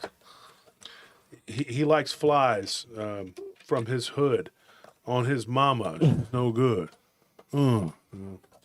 Look, this is a Civivi type of knife. It's really cool. I don't know the origins of these knives. I just saw them online, and they're not cheap. But Kenneth and Frank, the guys that run Austin Knives, after we went up there and we bought Austin Blades, knives, Austin Blades, sorry. And my brother's probably listening right now. Yes, we got you one for Christmas. That's what you're getting. But anyway, check it out. Nice blade. Beautiful. Now, one thing about knives and guns, and I said this before, swords, whatever, I don't play around. They're not toys to me. They're tools, and some of them are expensive tools. This is like a $90 knife, and it was given to me for free by Kenneth, the owner, and just like his brother back in July when my wife took me there for my birthday, his brother did the same thing, and he gave me like a big discount, and he gave me a free knife because we had spent some money there. We bought several knives for the people that work for us. And what is that? What? Oh, we kill that. Kill that. I don't even know what that is. See it? Yeah. What in the hell is that? I don't even know what that is. I don't know. It looked like a spider with 4 legs on the side of it. Yeah, it's a monstrosity. Weird. Oh, That was a weird. It was a little fat bug, but it looked like it only had legs on one side of its body. Okay, now that was a mutant. It was vaporizing. What the heck? It's vanquished We now. need to get pest control in here, dude. Yeah. I vanquished. Here, and I got let me open my knife and keep. It's been a good day of vanquishing things smaller than myself. Oh I have my to say, I'm gosh, pretty be proud of it. that. You've been on a roll today, I guess. Yeah. Well, at least we don't have roaches like some people up in Oklahoma. They have roach infestations. I heard about that. I don't know if that's, but this right here, this is what they call a Civivi. If you look it up, it's actually a really, really cool knife. And it was a gift. It was given to me by the owner, and I'm very happy that he gave it to me. It was very cool. Yep. So that's a little Christmas gift there. And then my wife got me an amazing gift today. Like I said, over at Zero Whiskey Tactical. Something I've been wanting for years, and I just would not spend the money on myself to do it because I actually don't spend a lot of money on myself. I know you see the gold or whatever, but like I said before, this is my investment, and I decided to wear it. It's not something that I say, oh, you know what, I'm just going to go and buy myself a bunch of gold. No. I tell everybody, buy gold. You need to buy gold. If you're not buying gold, or if you haven't already, you're missing out. There's also some stock that you should invest in, but I don't talk about it on the show. If you want to talk to me about it, I can tell you and give you some ideas. If you're nice and cool, but you could still lose money. It's not a guarantee. But there are a couple that I invested in recently, and they've done very well. Investments are something you should do when you have money. You don't just take money and go, I made money, let's go spend it and do this and do that. No. There are things that you should be doing with it if you have the ability. What did Ania say? Atmex? Are you referring to the coins? Yes, gold is a very good investment. Dick Richards says, Civivi means death to the American knife market in Cantonese. It is a very good blade, and I'm not going to lie to you, man. I'm not going to tell you. Cluffy says, if Wolf squished that bug, Wolf would end the species of that bug. That's why Anthony took care of it. And Nia says, yes, that's right. Atmex is one, and also there's another one that we invest with. What is it called with the bull? Bullion. Oh, crap. Can't remember the name of it. There's two of them that we use. Bullion Exchange? Is it Bullion? It's Bullion Exchange. That's what it was. So go check those out. If you have the extra money, get to it. Moon at Noon says a gun is a better investment than gold. Not necessarily. Because regardless of what people want to believe about the apocalypse, gold will always have value. I don't care what anybody tells you. I promise you there will be gold. It's nice that people that don't invest in gold, you know what they'll say? Oh, I'd rather invest in bullets and guns. Well, I invest in that too. But I have gold. And gold will not lose value right now, folks. I'm telling you, read my lips. I've been saying this for years. Gold's not going to lose its value. So, and exactly, Moon and Noon, invest in both. So a lot of people, though, they like to say that. They're like, you're not going to be able to eat gold. Well, you're not going to be able to eat bullets either. Okay? And there's going to be people that are going to have bullets just like you do. And they're not going to just let you take what they have. So a lot of people have these weird notions of what they think. Yes, Auntie Honey, we're going to get to that. People think that they're going to be able to just go and take whatever their neighbor has because they have weapons. Okay? If they're smart, they're going to have weapons too. And they're not just going to let you walk into their house and take what they have. Okay? So that's a cute thing to think and to pretend, but that's make-believe. Okay? Dick Richards says, stock up on medicine. Absolutely. Okay? I'm not consider myself a prepper, but I do have a lot of rice and a lot of other things that you can store. We have a garage full of it, and that would be something that you should probably do is get things that will last and be prepared because you never know. So that's my advice to you, and I only say that because I care about you people and I don't want anything bad happening to you. Kimberly Hines says, why does it hold its value? Well, why do you think it holds its value, Kimberly? Kimberly, are you my cousin's wife? Is that who that is? The gold holds its value because it's always had its value. I believe it goes back. She says no because my cousin is married to a woman named Kim. Look, here's the thing. If you invest in gold, okay, throughout history, throughout every depression, every recession, whatever, gold has always held its value and it will hold its value. I don't have time to sit here and go into a big old long, but I believe it goes back not only to the ancient times, what we consider ancient isn't ancient, okay? What I consider ancient is millions and millions and millions of years of civilization, and I guarantee you it's real. It has been around that long. We were seated here by the Anunnaki to do what? To mine for it. And I believe that it has its value. It has an intrinsic value, and it's prized by beings throughout the entire galaxies, of all of our galaxies. And I'll tell you why. It's a conductor. It's a purification. There's a lot of like valuable, how do you say it? Like, it has a lot of value beyond just being a pretty metal. Oh, yeah. You know what I mean? And there's nothing like it. Silver, platinum, they all have that same color. They all look silver. You know what I mean? Rhodium is a little bit it's like a little different. It has sort of like and rhodium is very valuable, but it has a different sheen to it. It doesn't look like silver. It looks like a dull, like a gray, but they all have that same color. There's only one metal that looks like this, and that's gold. That's it. And so it has a value. If you took all of the gold that we know of in the entire world, it would only be enough to fill a tennis court about 30 foot high. Now, I'm not talking about gold like this, 10 and 14 karat that's got alloy. Like this is a 14 karat ring. This is a 10 karat ring. You know, I have 14 and 10, you know, but that is not pure. It's not pure. Okay. 24 karat is as close as you're going to get to pure. It's like 999, whatever. So anyway, enough about gold. Let's talk about the stories here. The Krampus story. I'll start with this one. This one here came to me by a guy that was he said, you know, I've heard you talk about William Cannon, that you used to live in William Cannon. You lived in a haunted house, blah, blah, blah. He's like, I've been watching the show. He's like, back in the late 80s, he's like, I was on actually, I think he said it was 1990. Which would have been the year that I saw the Dogman. And he said that he was living off of William Cannon near Westgate, you know, and he said, I took the bus. And there was a bus stop right there on William Cannon and Westgate, and I used to take it all the time.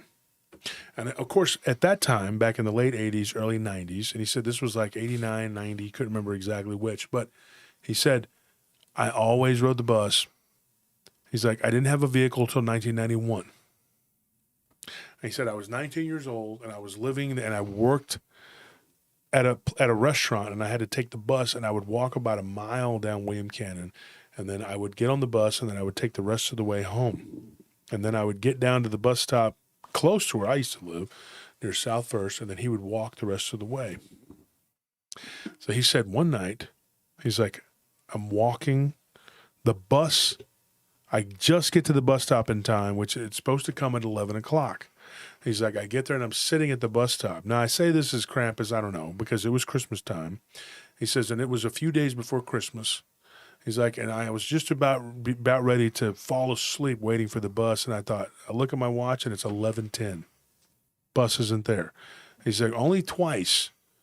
He goes, in the time that I worked at that place, it was a Mexican restaurant. He said I worked there for 4 months, and at that point, I had only missed the bus twice. And he goes, but it sucks because you got to sit there, and you either got to walk all those miles, or you sit there and you wait until the bus starts running, which is what, 5:30, 6 o'clock in the morning? If you're lucky. Right? If you're lucky. If it's on a... These guys know, they've ridden the bus before. Yeah. You know, we weren't wealthy. They had to ride the bus before they had vehicles. So he ends up sitting there at this bus stop. I know exactly where he's at. Right across the street now, there's a dentist's office. It wasn't there back then. There was none of that stuff. All those buildings, those office buildings, that was all woods. All woods. And he says, and I'm sitting there, and I hear this snorting noise, like kind of a weird, grunting, snorting. He's like, and I'm looking around, and I'm like, what is that? He goes, and I'm so tired. He goes, I washed dishes, as a kid. He was 19. And he's like, I live with my mother who was disabled.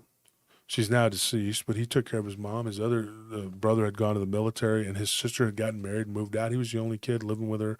His dad had died of cancer, so this kid didn't have a very good life. And he says, I'm sitting there and I'm looking around, and I hear this noise, and then I hear my name. His name is Jerry, and he says I hear it like that, like something's trying to say my name, but it didn't say it correctly. And I'm like, did I just hear that?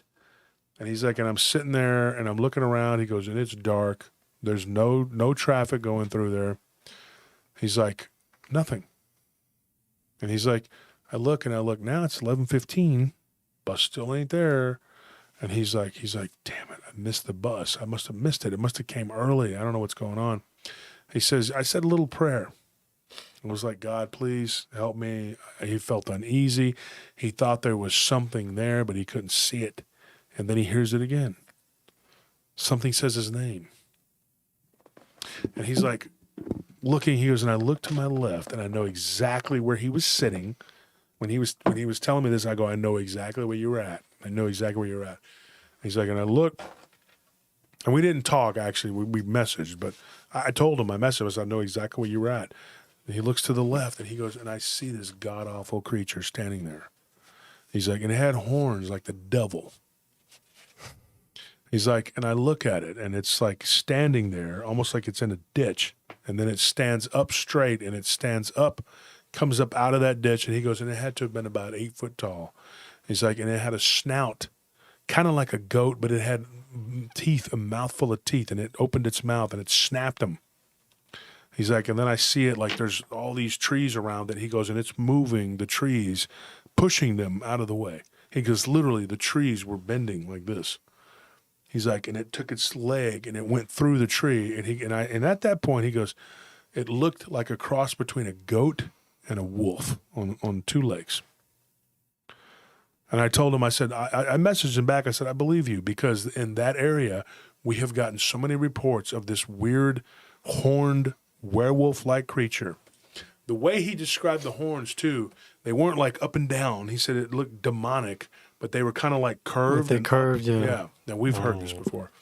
And he said it kind of looked like, sort of like the Minotaur picture that we had shown was from the Vatican. Yeah, yeah. He says, when I saw that picture, I was sitting there with my wife. He goes, and we're watching it on the big screen TV. When you guys posted that, you showed that picture on your phone.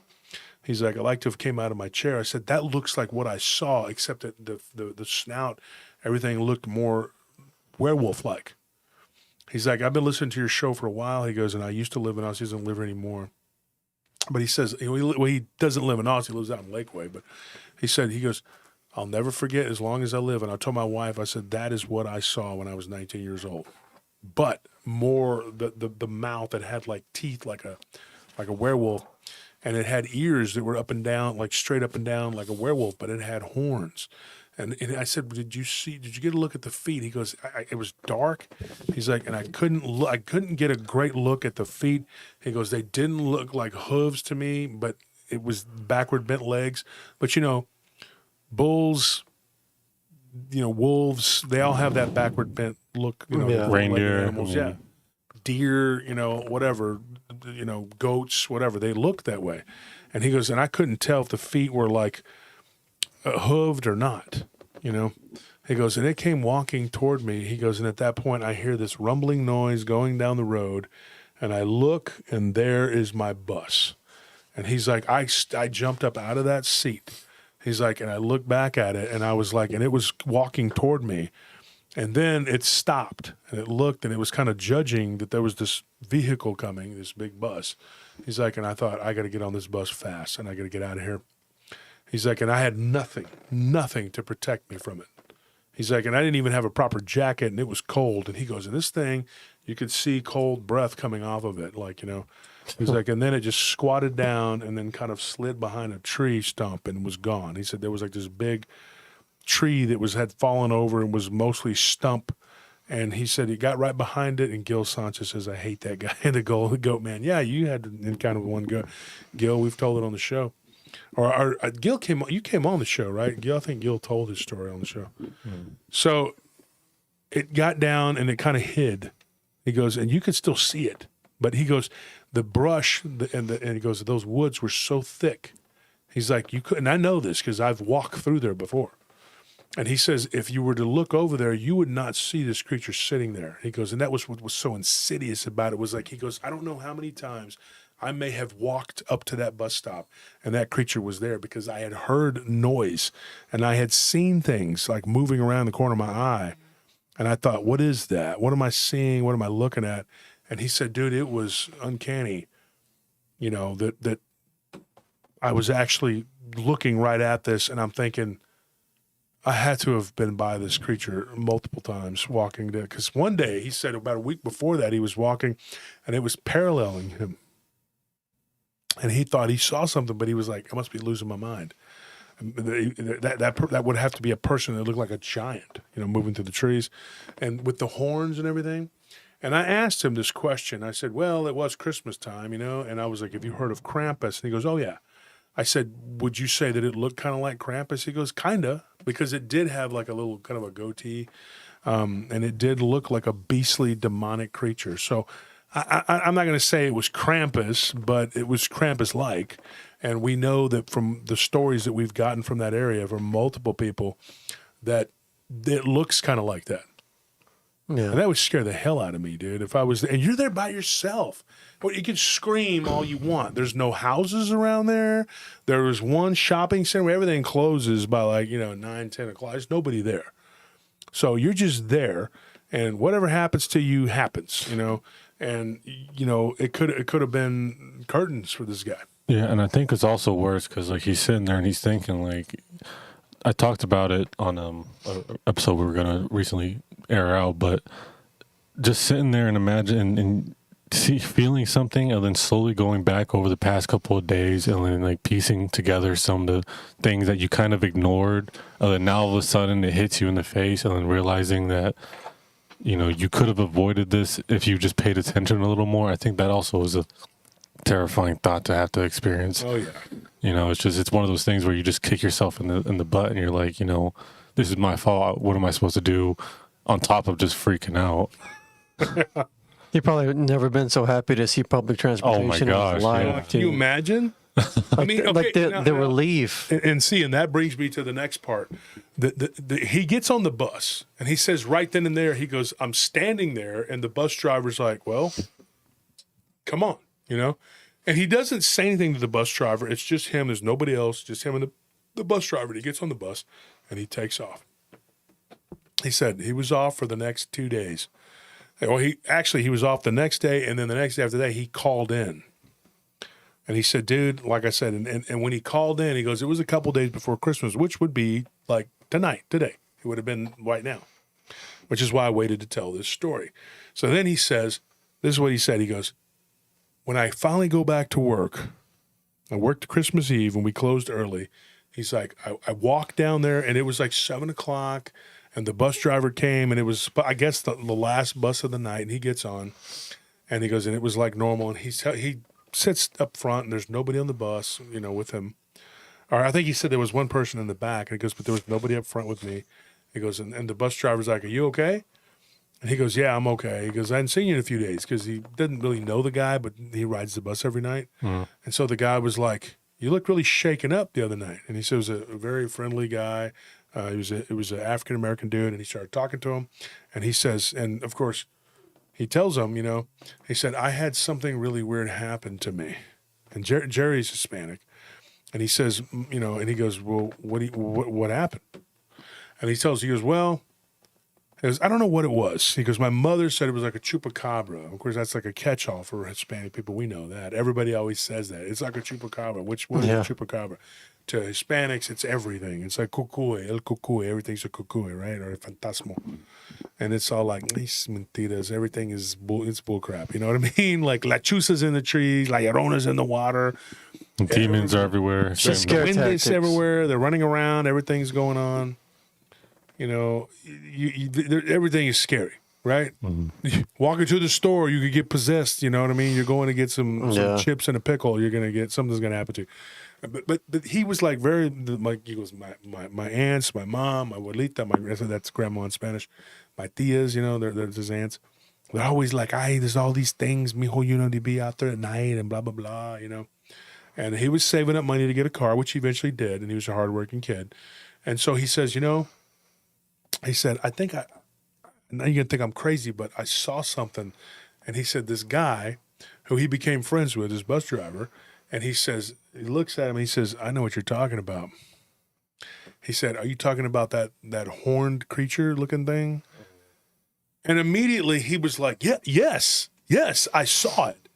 Or whatever, you know, and he goes, you've seen it too? And he goes, well, yeah, I'm talking to you about it, you know? He's like, I've seen it. He goes, I've seen it up and down this road. And he goes, I haven't seen it multiple times. I mean, he said, I'd seen it multiple times, not like every day, but he goes, I saw it once, and there was a woman who ran to the bus stop and then got on the bus. He goes, and I saw this thing veer off the sidewalk and go into the woods. And I'd love to talk to her, but she was being chased by this creature. He said, but that was the last time he had seen it. It was like a year before. He goes, but I had seen it one night. He goes, it was right around Halloween, the year before. He goes, and I thought it was a person in a Halloween costume, but they were so tall. I was like, they had to have been on some serious stilts. Yeah. He goes, and I saw it run across the road and on both sides of the road was nothing but woods. Okay. And so he said, I saw it run across the road, and it looked like some sort of like minotaur, but kind of like a werewolf, you know, and so, you okay? Okay.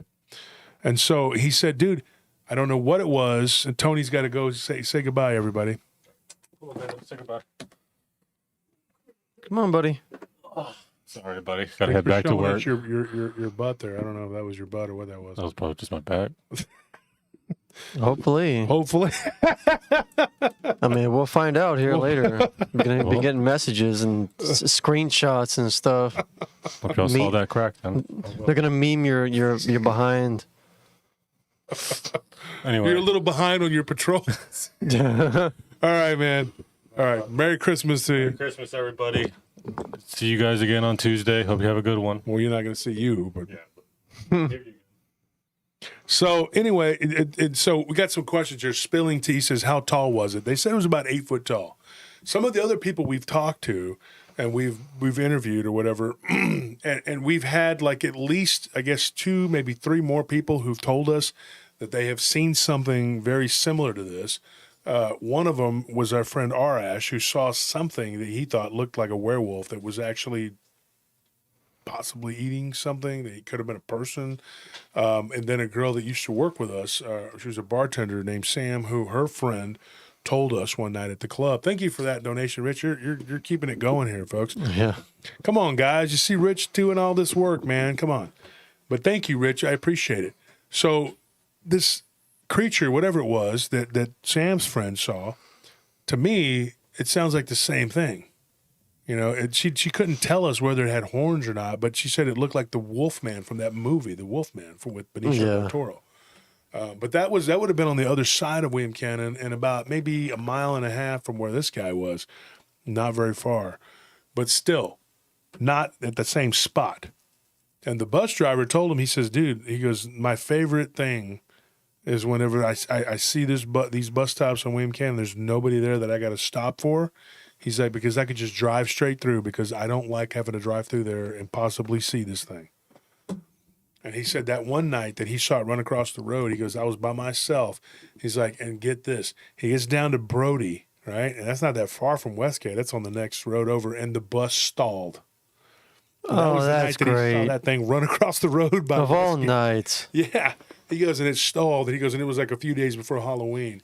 And he's like, but luckily they had a guy come out. They fixed it pretty quick, and they got him out of there. And the bus driver told him that one of the guys that worked on the bus told him that years ago he was working on a bus on the east side, and they had this weird-looking creature that looked like some sort of reptilian crawl out of one of the culverts and like ran under the bus. Huh. And he was like, him and one of the guys that was working, and the bus driver was all freaked. She was all freaked out, and then him and the guy that was working with him, he's like, so he believed him. He says, yeah, I believe you saw something. He goes, I saw something on the east side one time years ago. The question is why? Well, I'll tell you why I believe that this stuff happens, because Austin is built on caves. I've said this before and I'll say it again. There's an entire cave system here, right? And I wouldn't be surprised if, because there's so many homeless people here, and like you hear all these stories, if these people were seeing some really weird things, man. So Rich says, I'm Eagles fan, but I'm trying to send money to help the Surge. What is that? It might be a typo, I'm guessing. Autocorrect. Yeah. And Morgan says that's why there's so many bats in Austin. Exactly. And they don't all live on Congress Bridge. Like people think that they all just live on Congress Bridge. No. Now, here's another story I got that's kind of along the same vein as that, and I'm going to tell you this one. Now, if you go to Town Lake, and this person, she gave me this story. Her name is Wendy, and she gave me this story. And she said back in 1999, she's like, me and my boyfriend decided we were going to go out on these little kayaks. Now, you can rent these little kayaks down on the shore of Town Lake. And she's like, and we kind of pulled a little stunt. Back then in 1999, they didn't have the same thing. They get your credit card and whatever, you get like a little deposit, you pay it or whatever. And the guy was really nice, and he told him that, okay, you can take the kayak or whatever, the boats that they took, and he told him, just be back by dark. She's like, and then we realized we had gone way, way, way off course, and we were really far down the lake, which is really just a river, right? And she says, we realized it's getting dark. We're not going to make it back by dark. And then my boyfriend decides that he wants to, since where we were at, he wants to do a little exploring and take some pictures and blah, blah, blah. And she's like, we're looking at the watch, our watch, and we're like, it's getting late. Okay. She said, we ended up, it was almost 10:30. And poor guy, he says, don't be back no later than 10. And after 10 o'clock, he goes, I charge, And then her boyfriend says, you know what? Let's just leave the kayak on the side of the shore, and let's go walk back, and we'll just pay whatever we got to pay. He goes, this is too much fun. We're having too much fun. So they decide to go over there, kind of where Austin High is. You know where Austin High? Right there where the high school is, and that's where the water goes. And he goes, she said, we were all the way to that side, going to the other side of the highway. She's like, and we hear this noise as we're walking around exploring, and they're not from here. They're from St. Louis. And she says, we get there, and we hear this growl come from the brush, from the bushes. She's like, and then we look, and we see something run across this trail. And this is the, what do you call it? What's the trail called? Hike and bike? Yeah, it's a hike and bike, but it's called something else. Town Lake, oh, God, my mind. Anyways, there's a trail that goes around Town Lake, and I forgot what it's called. But anyway, they're on that trail. And she's like, and there's no people. This is summertime, right? She's like, it's like early August. There's no people there. It's for some reason, nobody was there. And this thing comes across the trail. She's like, and it runs and jumps into the water. And we both look really quick. We were staring at something. She's like, because we heard a noise. And she's like, so there might have been more than one thing, because we heard something. And then whatever it was kind of ran across the trail in front of us. And we were like, what was that? So then my boyfriend's like, you know what? Let's go back to the kayaks. This guy's already going to be pissed because we're like an hour and a half late. And she's like, okay. So they run back over there to the boats where they're at. And this thing had just gotten into the water. And she's like, wait a minute. Whatever that was just went into the water. I don't think I want to be in there with it. It was very large. So then I asked her, I said, what did it look like? And this is what she told me. She said, if you were to take a wolf, she's like, and this is going to sound completely crazy, and take its hair to where it doesn't look like it has fur, but this like coarse red whatever, and make the head look like a cross between an alligator and a wolf. She's like, that's what jumped into the water. That's gnarly. And she's like, I don't know how to describe it other than that.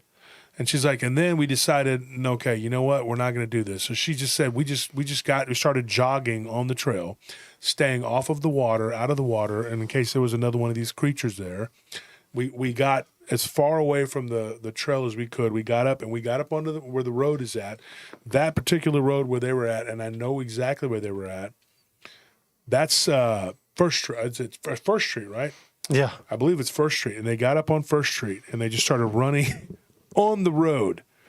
The first chance they got, they stuck their thumb out, and this guy pulls up in this old red Ford, and he's an old country guy, and pulls over, and they're like, hey, can you give us a ride? And he's like, sure. And they got in, immediately started talking to this guy, and the guy tells him, his name was Jimmy, and Jimmy tells him a weird story. He says, what happened to you kids? Why are y'all so out of breath? What's going on? Why are you so scared? Whatever. And they tell him, they're like, we just saw something run and jump into the water. And he goes, oh. He's like, where were you at? And then they told him, and he says, let me tell you something. Back in 1981, I went there with my dog. And it's really sad. He's like, but I was in a boat, and I was paddling, and my dog would go with me, my dog Sam. He's like, and we were pulling the boat onto the shore, and my dog gets up there onto the trail, and he starts going crazy, barking and whatever, and something came out of the darkness. He's like, and it was at nighttime. He's like, and it just snatched my dog and jumped into the water, and I never saw him again. No, no. And he's like, and I never, ever go by that area ever again. And now there's rules. You cannot go swimming in Town Lake. You cannot go into the water in Town Lake. And there's a million different reasons that they tell you why. And they say that there's really nothing in the water. But I beg to differ because there have been multiple people who've told me they've seen weird things in the water of Town Lake, which is now called Ladybird Lake. I think it's called Ladybird Trail. Probably. That's what it's called. But anyway, he told them that. And he says, yeah, I live out here on the other side, which is now Westlake. At that time, he was saying it's Westlake. He's like, but I've been living out there since before Westlake was even a town, before it was even incorporated as a town. And he said, I eventually, he goes, I'm going to sell my place and just move on. It's all rich people out there, as he said it, and they are wealthy.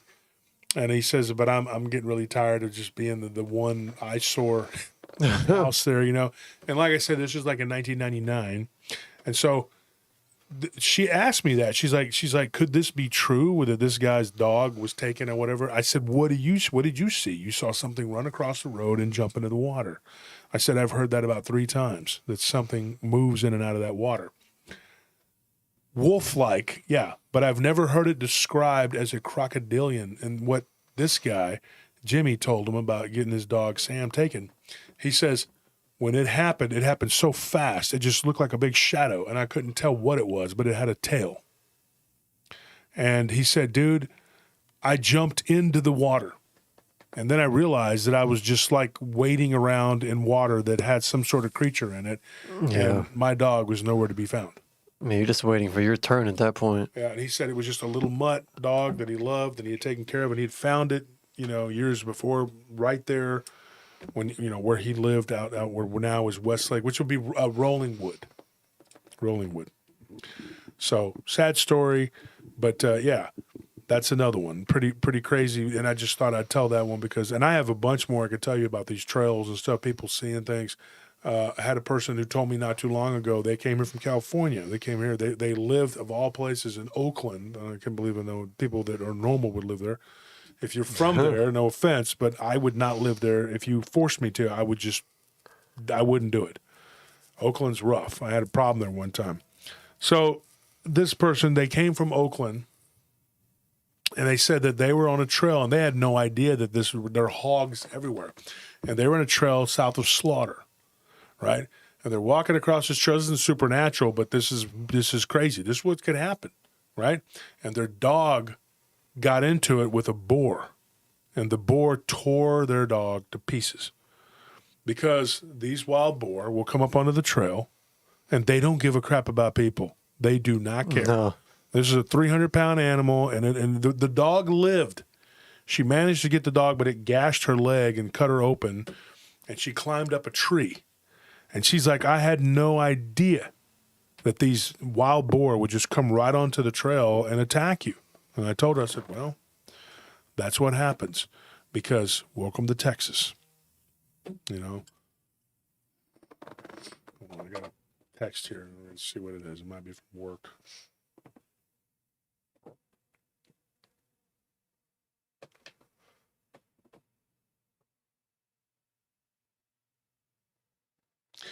Scorpion says, yes, it's the Ladybird hike and bike trail. There we go.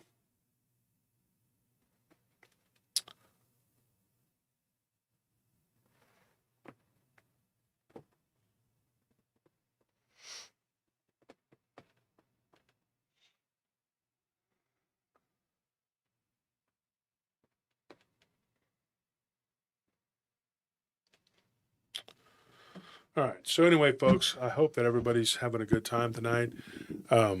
If you guys want to hear a subject that you want to talk about or whatever, just let me. I'll hear what you have to say, and then I'll ignore you and talk about what I want to talk about because I am a giant poopa head. But you're used to that by now.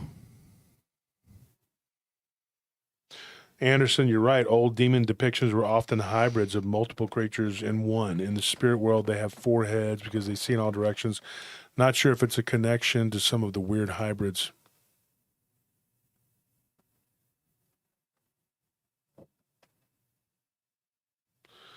Yeah, that road that's now just south of William Cannon, there's people all over the place.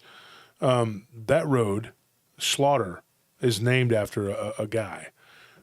So it's not because of somebody was slaughtered there or anything weird like that. But oddly enough, the William Cannon, that's only been like about 10 years that they cleared a bunch of that brush out. It's still got some woods there. They go back up in there. But William Cannon had those woods there until like maybe 10, 12 years ago. It's not that long that they've been, finally, because there was like, it goes up to like Menchaca, and then from Menchaca all the way to Westgate, there was just nothing but woods. And then there was a little bit of stuff right there at Westgate, and then from Westgate to Brody, there's a bunch of woods. So it wasn't until recently that they actually put some stuff there,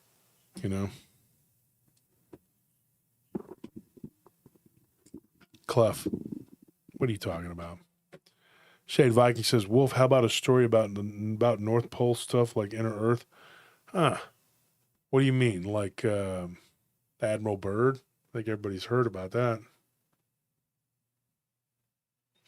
Yeah, user, okay, whatever. It says, ask Tony if he's ever heard of the Oswing, please. The Oswing would be something from the Philippines, and Tony is actually Vietnamese. But yes, he's heard of it, and we all have. The Napa Valley story. Are you talking about the Rebobs?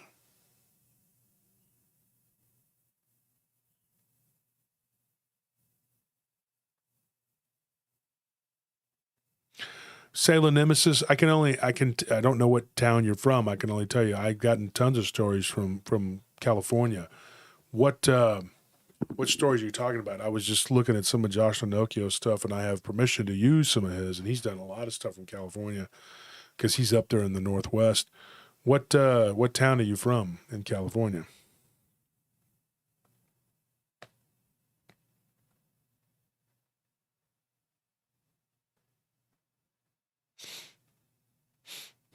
Yeah, that's right. Grim Scorpion likes that silly show. Oh, yes. James Lewis, I will answer that emphatically, yes. There are tunnels underneath Austin. In fact, the old City Hall is now buried underneath what used to be Sears at the Hancock Center. That used to be Town Hall. Oh, man, you're in Grice's Crossing? Yes, I had plenty of stories from Grice's Crossing, that whole area, man. We were talking about that one night. In between Taylor and Manor, a lot of stories we've talked about that area. I can tell you this. My friend, who is my buddy who I saw the Dogman with when I was 15, his brother Junior, he had right there on that highway, on that county road, and now I can't remember the name of it. I know exactly where it's at. Like if you're going down 79, where it used to be Blackland Guns, and you turn off you take a left right there as you get to Blackland Guns, whatever that county road is right there. I can't remember the name of it, but if you're from Rice's Crossing, you would know.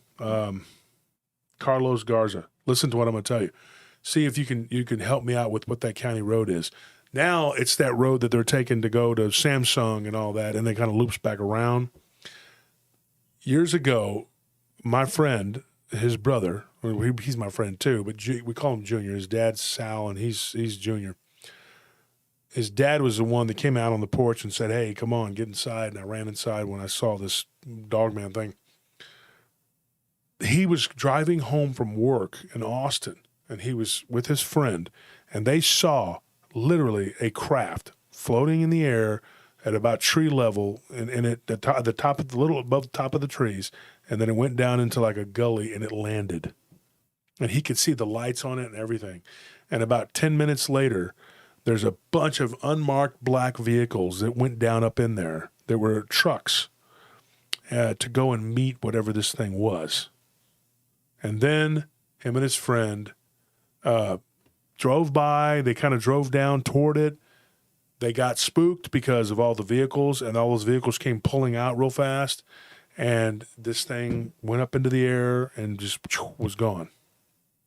Now, what's interesting about that is right there at that exact spot, Anthony had a weird experience. He's not in here right now. He just went to the restroom, but he had a four-way stop right there. The first four-way stop when you take that going left, going south. If you're on 79 and you goes east to west and you're heading west, like you're going toward Hutto back into Austin, and you take that left right there by Blackland Guns, which is where Sean Winkleman, who was in my book actually, and that's where he lived at one time. And I played as a kid with him and his brother Brock. We grew up together, and they went to school in Hutto. I went to school in Taylor, and my friend Phil Balcar, he's the Japanese guy who actually works on our cell phones and does all our work for our company. And his story, him and Sean's, is in my book. And I found the spot where they actually saw the werewolf-looking creature in December, right around Christmas time. Here we go, right? Because December actually, and from October to January is a very, very, a lot of activity. A lot of activity. A lot of people see Dogman and Bigfoot around this time of year. So anyway, that area right there, if you take that left, I don't know what that county road is. What is that county road? It's like if you're going toward Uncle Butch's farm, Butch and Bev's farm. Oh, I don't know the number of it. It's down that road, though, It's right there by the water tower in between Taylor and Hutto. That's where Phil and Sean saw the Dogman. Yeah. Right? Okay. So that area right there, that's the four-way stop where Anthony one time was driving by himself, and you got to the you want to tell them the story about what happened to you at the four-way stop? Well, it wasn't it wasn't a four-way stop. It was like I was just driving down this road, and that is where it was at. That's what you showed me. Well, it wasn't. Was it? Mm-hmm. It was right there because if you. It was a long time ago. Because if we went straight. Okay, there's not a four-way stop. It's like a T. It's a T. Yeah. Yeah, and if you went straight, you would just run into somebody's field. So it's not a four-way stop. But if you take a left, you go down that road where Junior saw that UFO. If you take a right, you go to Blackland Guns. And if you go further, that's where the Dogman was. Yeah. So just on that one county road, and I don't know the name of the county road, it escapes me. But Junior was trying to remember the other night when he was reminding us. Yeah, but I was driving down that road, and heck, this was probably back in 2008, 2009. And like there was a stop sign there, or no, it was some sign. I don't know. It was like a sign, and it was posted in the ground, and it was just straight up and down, you know.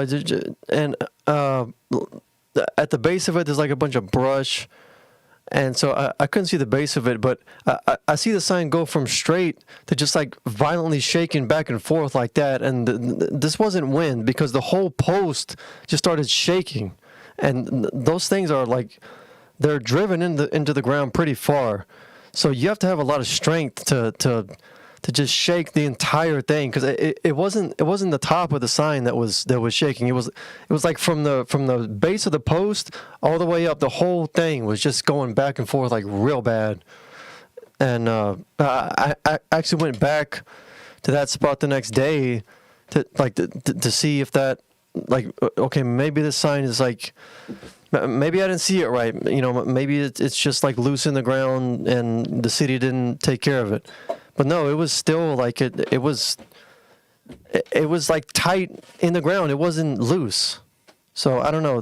Like whatever shook that sign, it had to have a lot of strength to do that.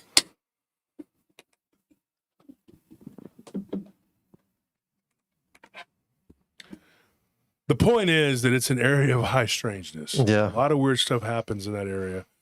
The thing that Junior and them saw, I think he said that the craft that he saw was about the size of, what he said, 6 dump trucks. Yeah. It was very big. And, yeah. Right down that same county road across 79, if you were to go north, and you go a little further down, and then you take I think there's a quick right, and then you go, it cuts up, and then it goes east and then back up north. Down that road is where I think Phil, because by the descriptions that they gave, we figured out where it was at. We took pictures of it. I think it's in the book. If you go and you get the book, Werewolves and the Dogman Phenomena. That's only about 3 or 4 miles from where the UFO was. It landed. Yeah. I mean, so, and then of course Anthony had the weird experience there. And then I had another person tell me, she told us that when she was young, and she's friends with one of my cousins, and we were at a get together several years ago. I think it was Easter, wasn't it, at Butch and Bev's or something? Yeah.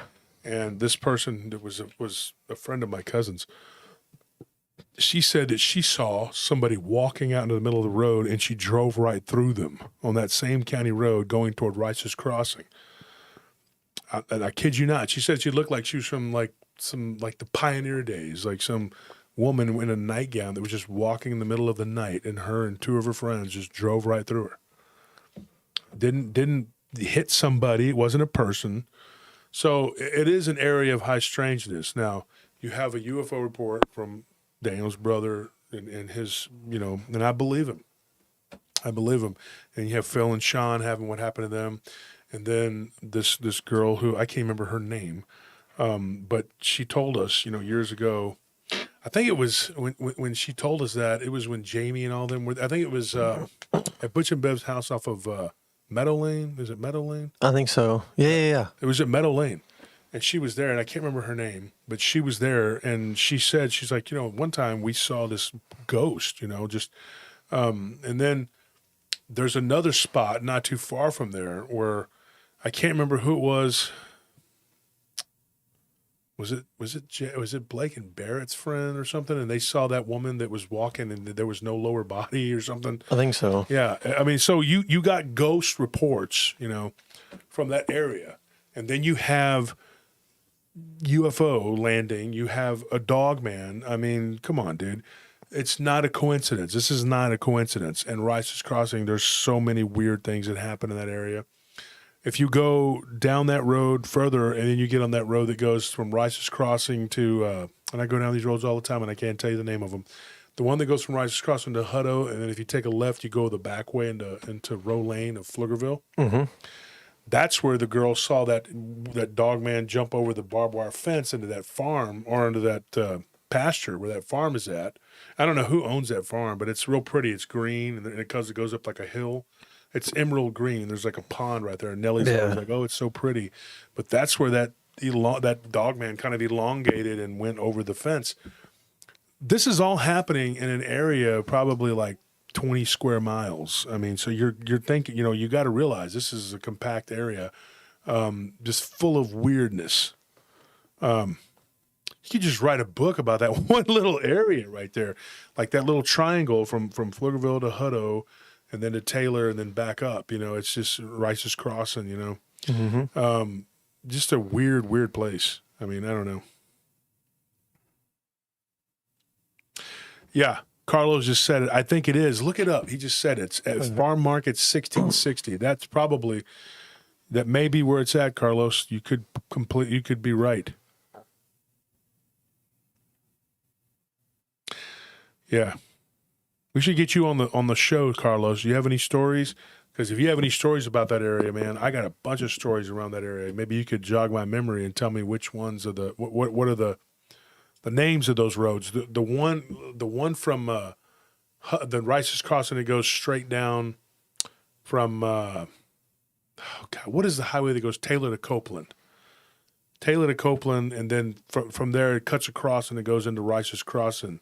I know it's 973 if you go straight and you keep going into Manor. Let's see. But I can't remember the name of that road that goes to Hutto. It goes to where your mom used to live. It just literally goes right to her house. You couldn't pay me to walk around there. I'm telling you right now. When I was younger and I didn't know any better, we were playing around. Taylor to Copeland is Highway 95. 95. There you go. We were playing around one night, and we were driving out there near Rice's Crossing, and I got out to do my business because I was holding it, and we'd been drinking. We were teenagers, and I know you're not supposed to be doing that. Bakersfield, that's where you grew up, Sailor? Oh, man, I feel bad for you.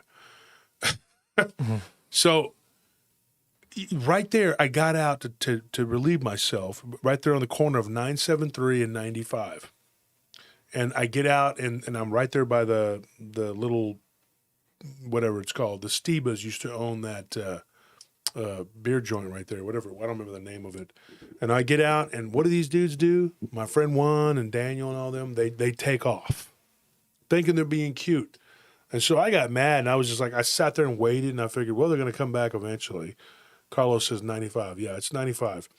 So then eventually they turn around and come back, and I'd already started walking down the road.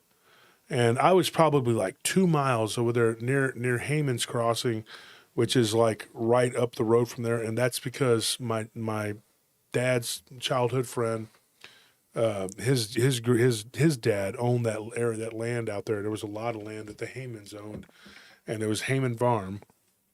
And of course, my dad's friend he had a lot of problems. Some stuff happened, but his dad, really nice guy. I remember him helping my dad out years ago, and there's a road named after him. And I got all the way down there to where Heyman's Road was. And eventually they came back and picked me up. Now, years later, I was like 18 or something like that. You couldn't pay me to walk around out there. Knowing what I know now, unless I lived out there, and you had your own little area and you had some dogs and, but just walking, wandering around out there, no, hell no, dude. Hell no. Knowing what I know is out there now, what people have seen out there, down there in that creek going past Rice's Crossing, going toward Manor, oh, no. People have seen Bigfoot and all kind of stuff.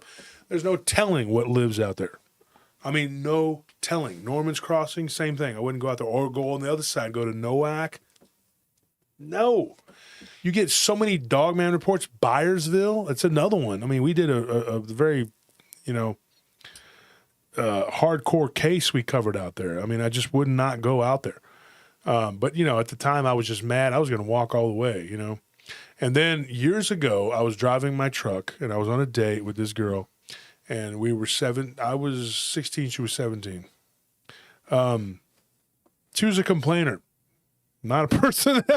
We had gone to prom, or I think it was prom or something. And so I thought, this chick's pretty cool, She was from a neighboring town. We decided to go out driving around, and I wrecked my truck. Wasn't drinking or anything.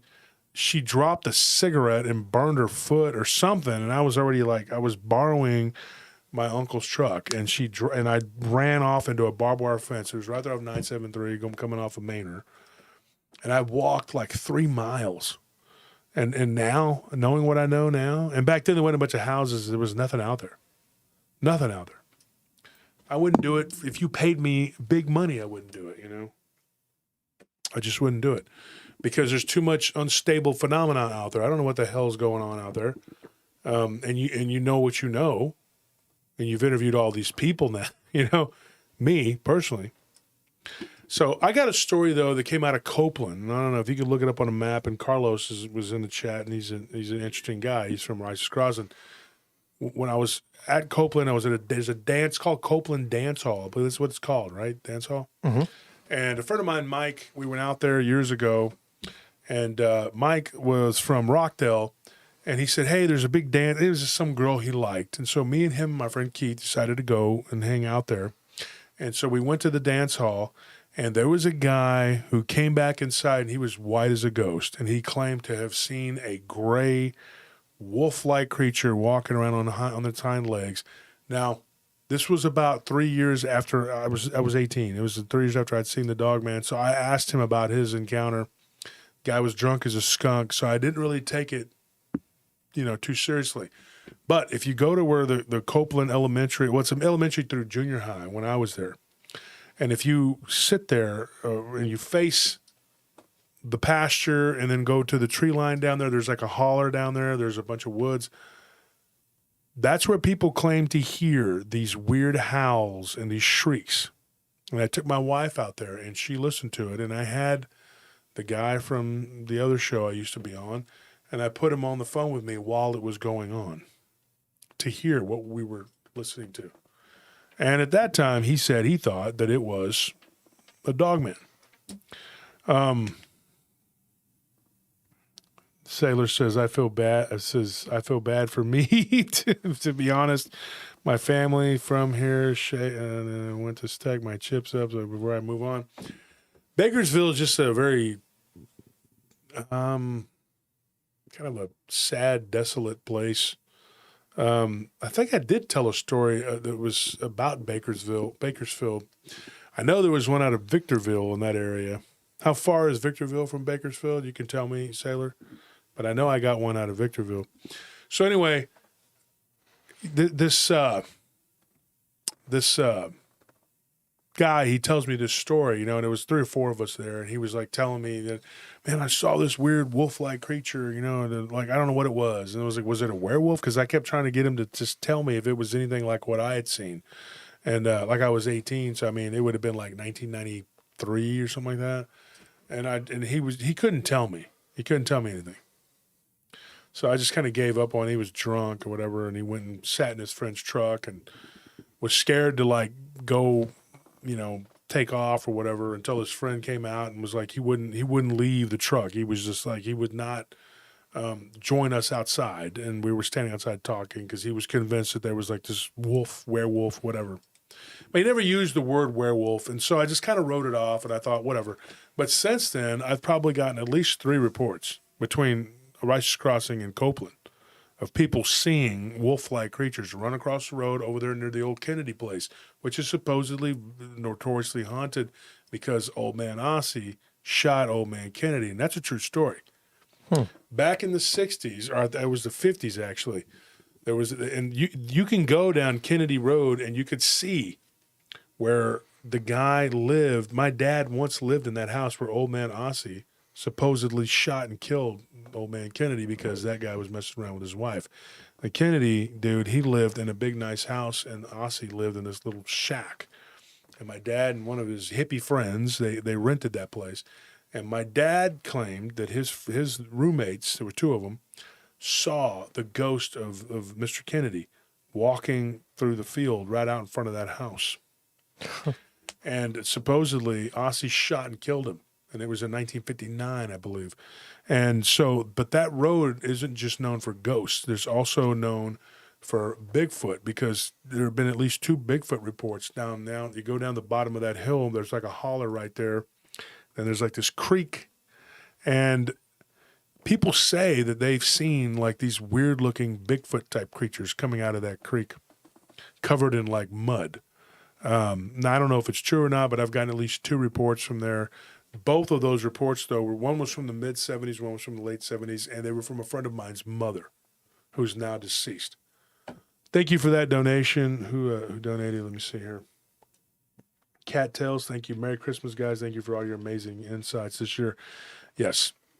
And I'm really stoked to tell these stories because these are stories from Central Texas, from where I grew up. Yeah. You know, and I get these stories, and I thought tonight, you know, we're going to just talk about some stuff. And you get so many of these. I mean, I could tell you, I could sit here and talk all night about Central Texas and all the weird boogeymen and ghosts and everything else that we get.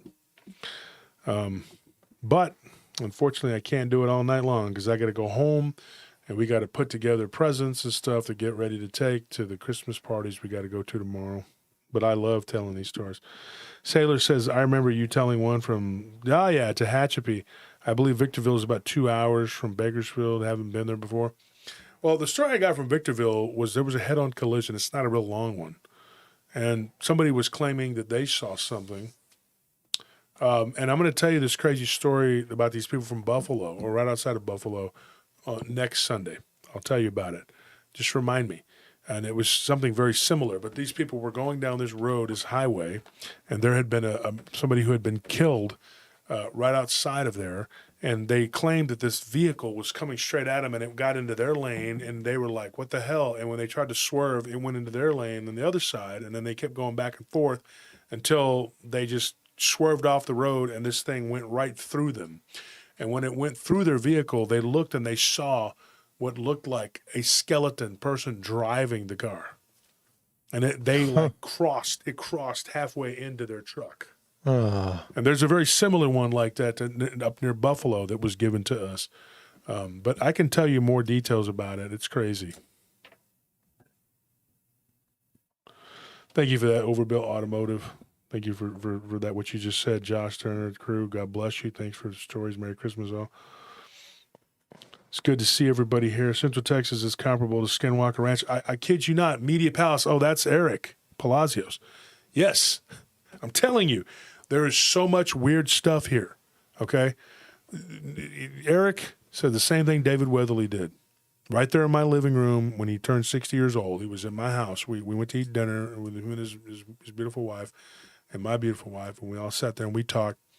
And we talked about it. And he was like, we were telling stories left and right about Central Texas. I would put this place up against the LBL. I'd put it up against Skinwalker Ranch or any other place of high strangeness. You can't throw a rock without hitting a ghost or a dogman or a Bigfoot or something. And these aren't just all make-believe. Like, these people are seeing these things. They are having these encounters, and we've been hearing about them for years. We grew up with these. And somebody was asking us about Hoxie the other day, too. Yeah. The old Hoxie Bridge. We did a show on that, too.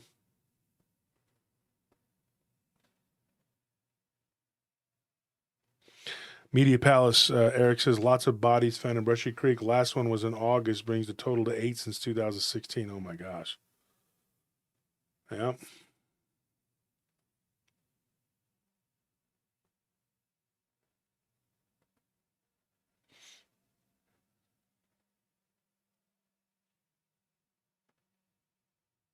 Trying to look for a comment that was made. Carlos says, I hear them howls from outside my driveway.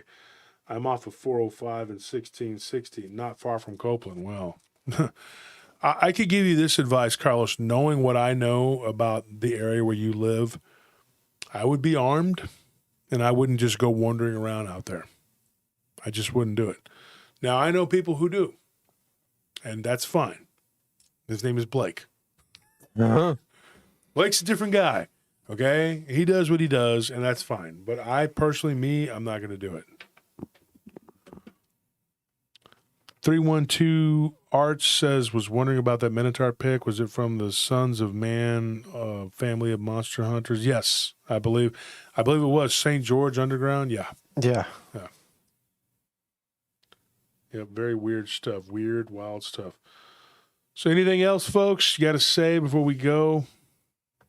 We will be back on Tuesday with more tales. That'll be the podcast episode.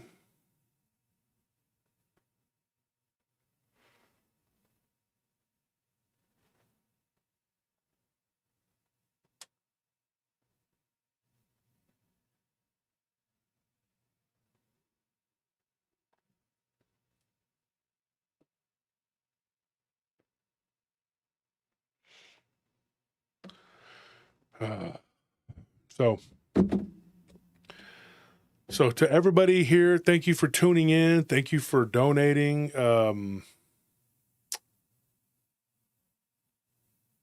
Read a few comments here before we go.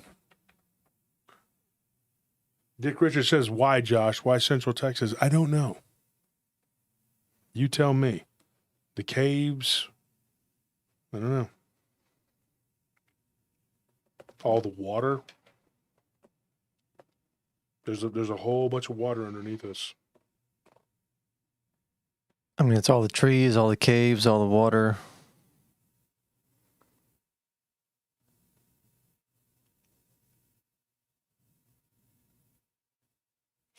I am, and since we got Eric in the chat, we are going to do a project this spring. I still plan on doing that with Eric Palacios and David Weatherly. We'd already talked about this. We're going to get together and do something. Thank you for that donation, April. We appreciate it.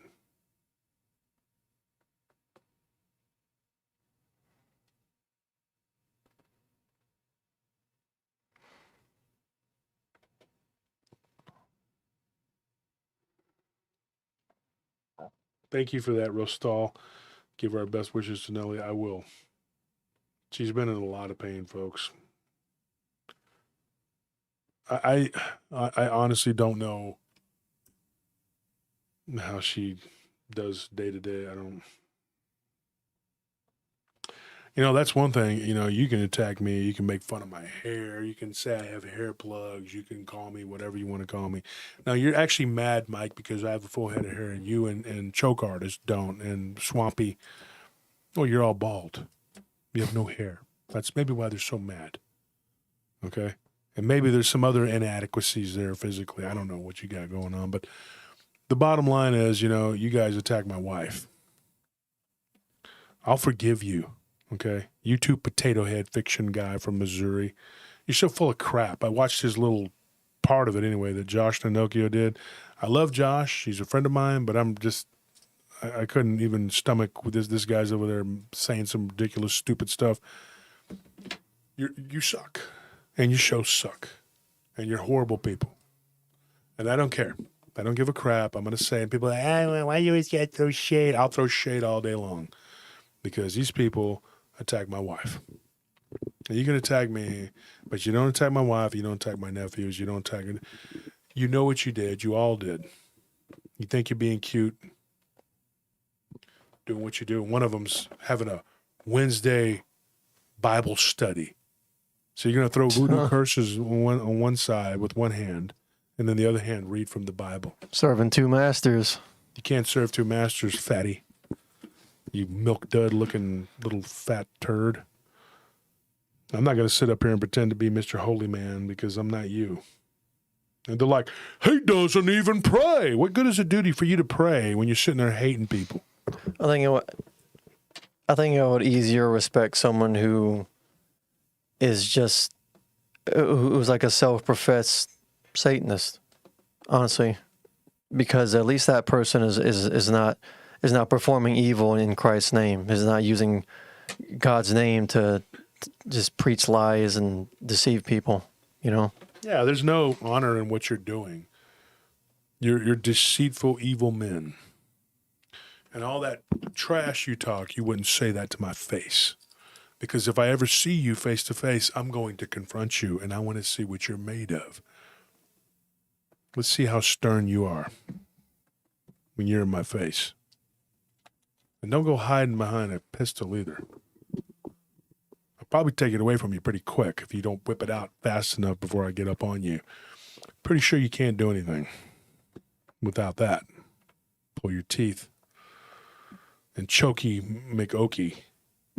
You can stop talking about how you're going to do this and do that, dude. I promise you, you can't do anything to me. Nothing. You won't have a prayer in hell to do something to me physically, so stop saying it.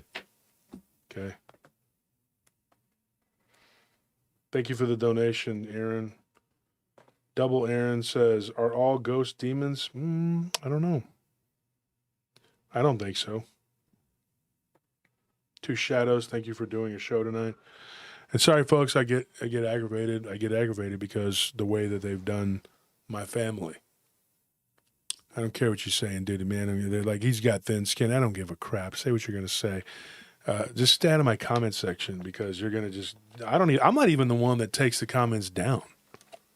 That's how little I care. It's actually these guys that do it.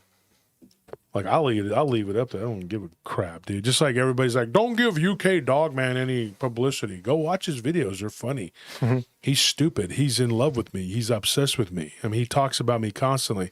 He's made, like, I think 2 about Chokey and, like, 2 about Ike. But me, he's like, it's fucked up Josh Turner, right? Yeah, right? Yeah. And it's like every day with this guy, man. He wakes up and he starts talking about me. I'm flattered, but I'm really not. I'm not. You're not my type. Sorry, UK Dog Man. He's probably watching right now. He's probably over there like, He's like that wolf from the Mighty Man. Mighty Man ruins everything. Oh, it makes me mad. Oh, it can't hurry. Yeah, that's you, dude. You're so mad. I don't care what you say. But they're like, oh, we're gonna attack Nelly to get under his skin. You're attacking an innocent person who's done nothing to you. And that doesn't get under my skin as much it does but as much as what it exposes of you. Do you see me attacking your family, UK? Do you see me attacking your family, Choki Makoki? Do you see me attacking your family, swamp ass? Huh? You big fat milk dud butterball? You voodoo practitioner, you worshiper of Satan? That's what you are, because you're serving the devil. Why don't we talk about your girlfriend's hair salon? I could talk about all kinds of stuff, dude. I don't do that. I don't talk about your family. I don't do that. I don't dox you. I know everything about you all. And if I were to lay it all out there, the world would be in shock. And then you want to talk about me. I don't have a criminal record, dude. So stop saying that. Okay? I can actually go into a store and buy a firearm. Can you? Yeah, I didn't think so.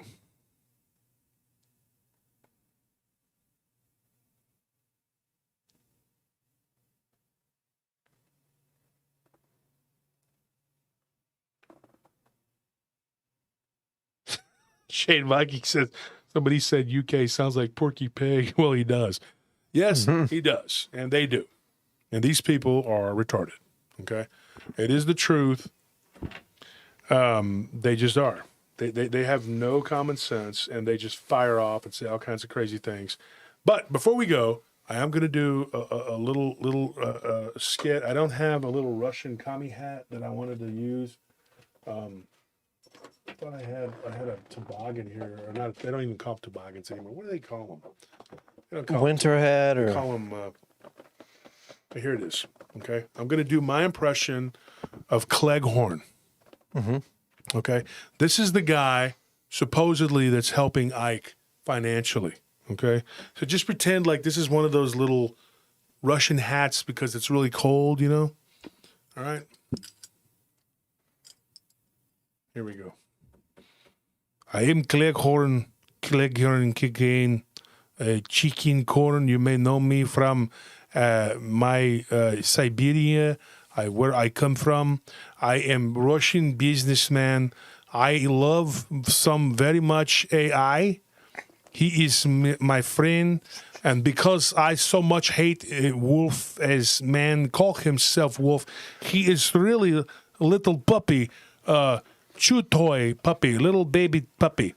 I will kick hard and make him maybe break a rib or could be die because he's weak little puppy, not to be called Wolf. Who is this man who think he can fight with Russian bear like chicken Cleghorn? Because chicken in Siberia, very important, is attack all other animal and kill and eat them. Right? Chicken, right? Chicken. Think about hard in brain. Chicken kill everything. Big, strong chicken. Like rooster. Okay, like I ride on the rooster, right? And I come to town and I crush puppy hard, kicking head, hit hard, because you cannot fight chicken Cleghorn, okay? I give donation to this poor guy I see watching. He live in really small box, dirty, very, look very like smell bad. And I feel so sorry for him. So what I do, I give him monies, rubles to pay for maybe new trailer box that he live in with his sister wife and his daughter wife.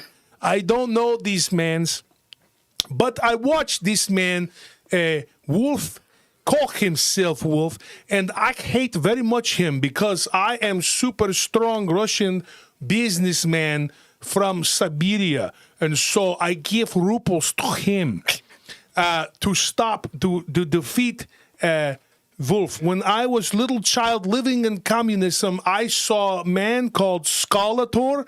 He was a bad guy who always tried to make love to He-Man, but He-Man run from him.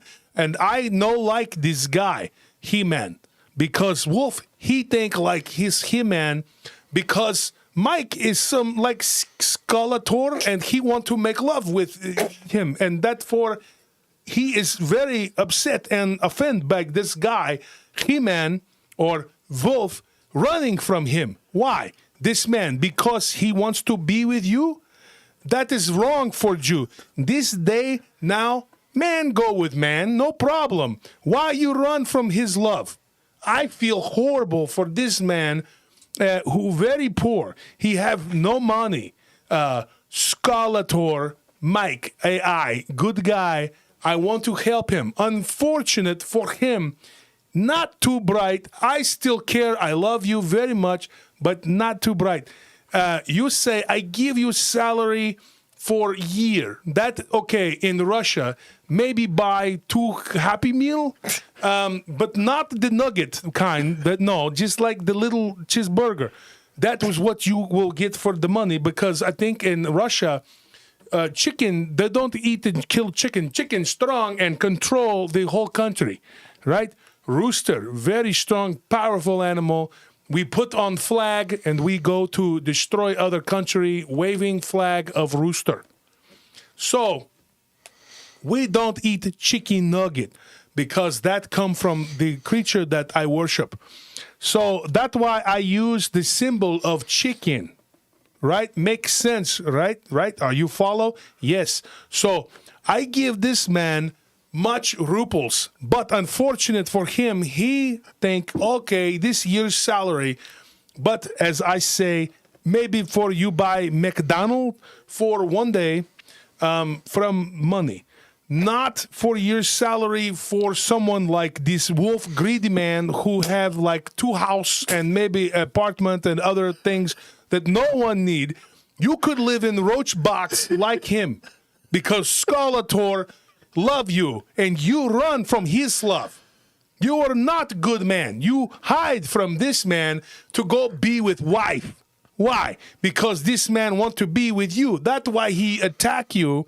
So I get very angry, drink vodka, blackout, wake up, and then I am like, oh, I am still angry. You know what? I give this man money. For me, it is like maybe 2-hour salary, but cheap guy, he is broke, don't have good brain, and so for him it is a lot of money to have, like he say, your salary, right? Salary like for entire year. Unfortunate for him is 2 Happy Meal. But him, he is going to maybe make his daughter go and work in movies and do big time, and maybe someday maybe she send money, he could get Whataburger. It's more expensive for him. Now, I am not to try to hurt feeling, but Mr. Wolf is bad guy, okay? He is like Skeletor, he want to be with you. He-Man, why you want to be He-Man? Be She-Man for him, he like you. That's why he obsessed. You are so bad for this. Now, he have therapist named Jonas. Jonas love him. But as you know, he not interested in women's. He interested in man's, and he want to be with you. Chickens Cleghorn out.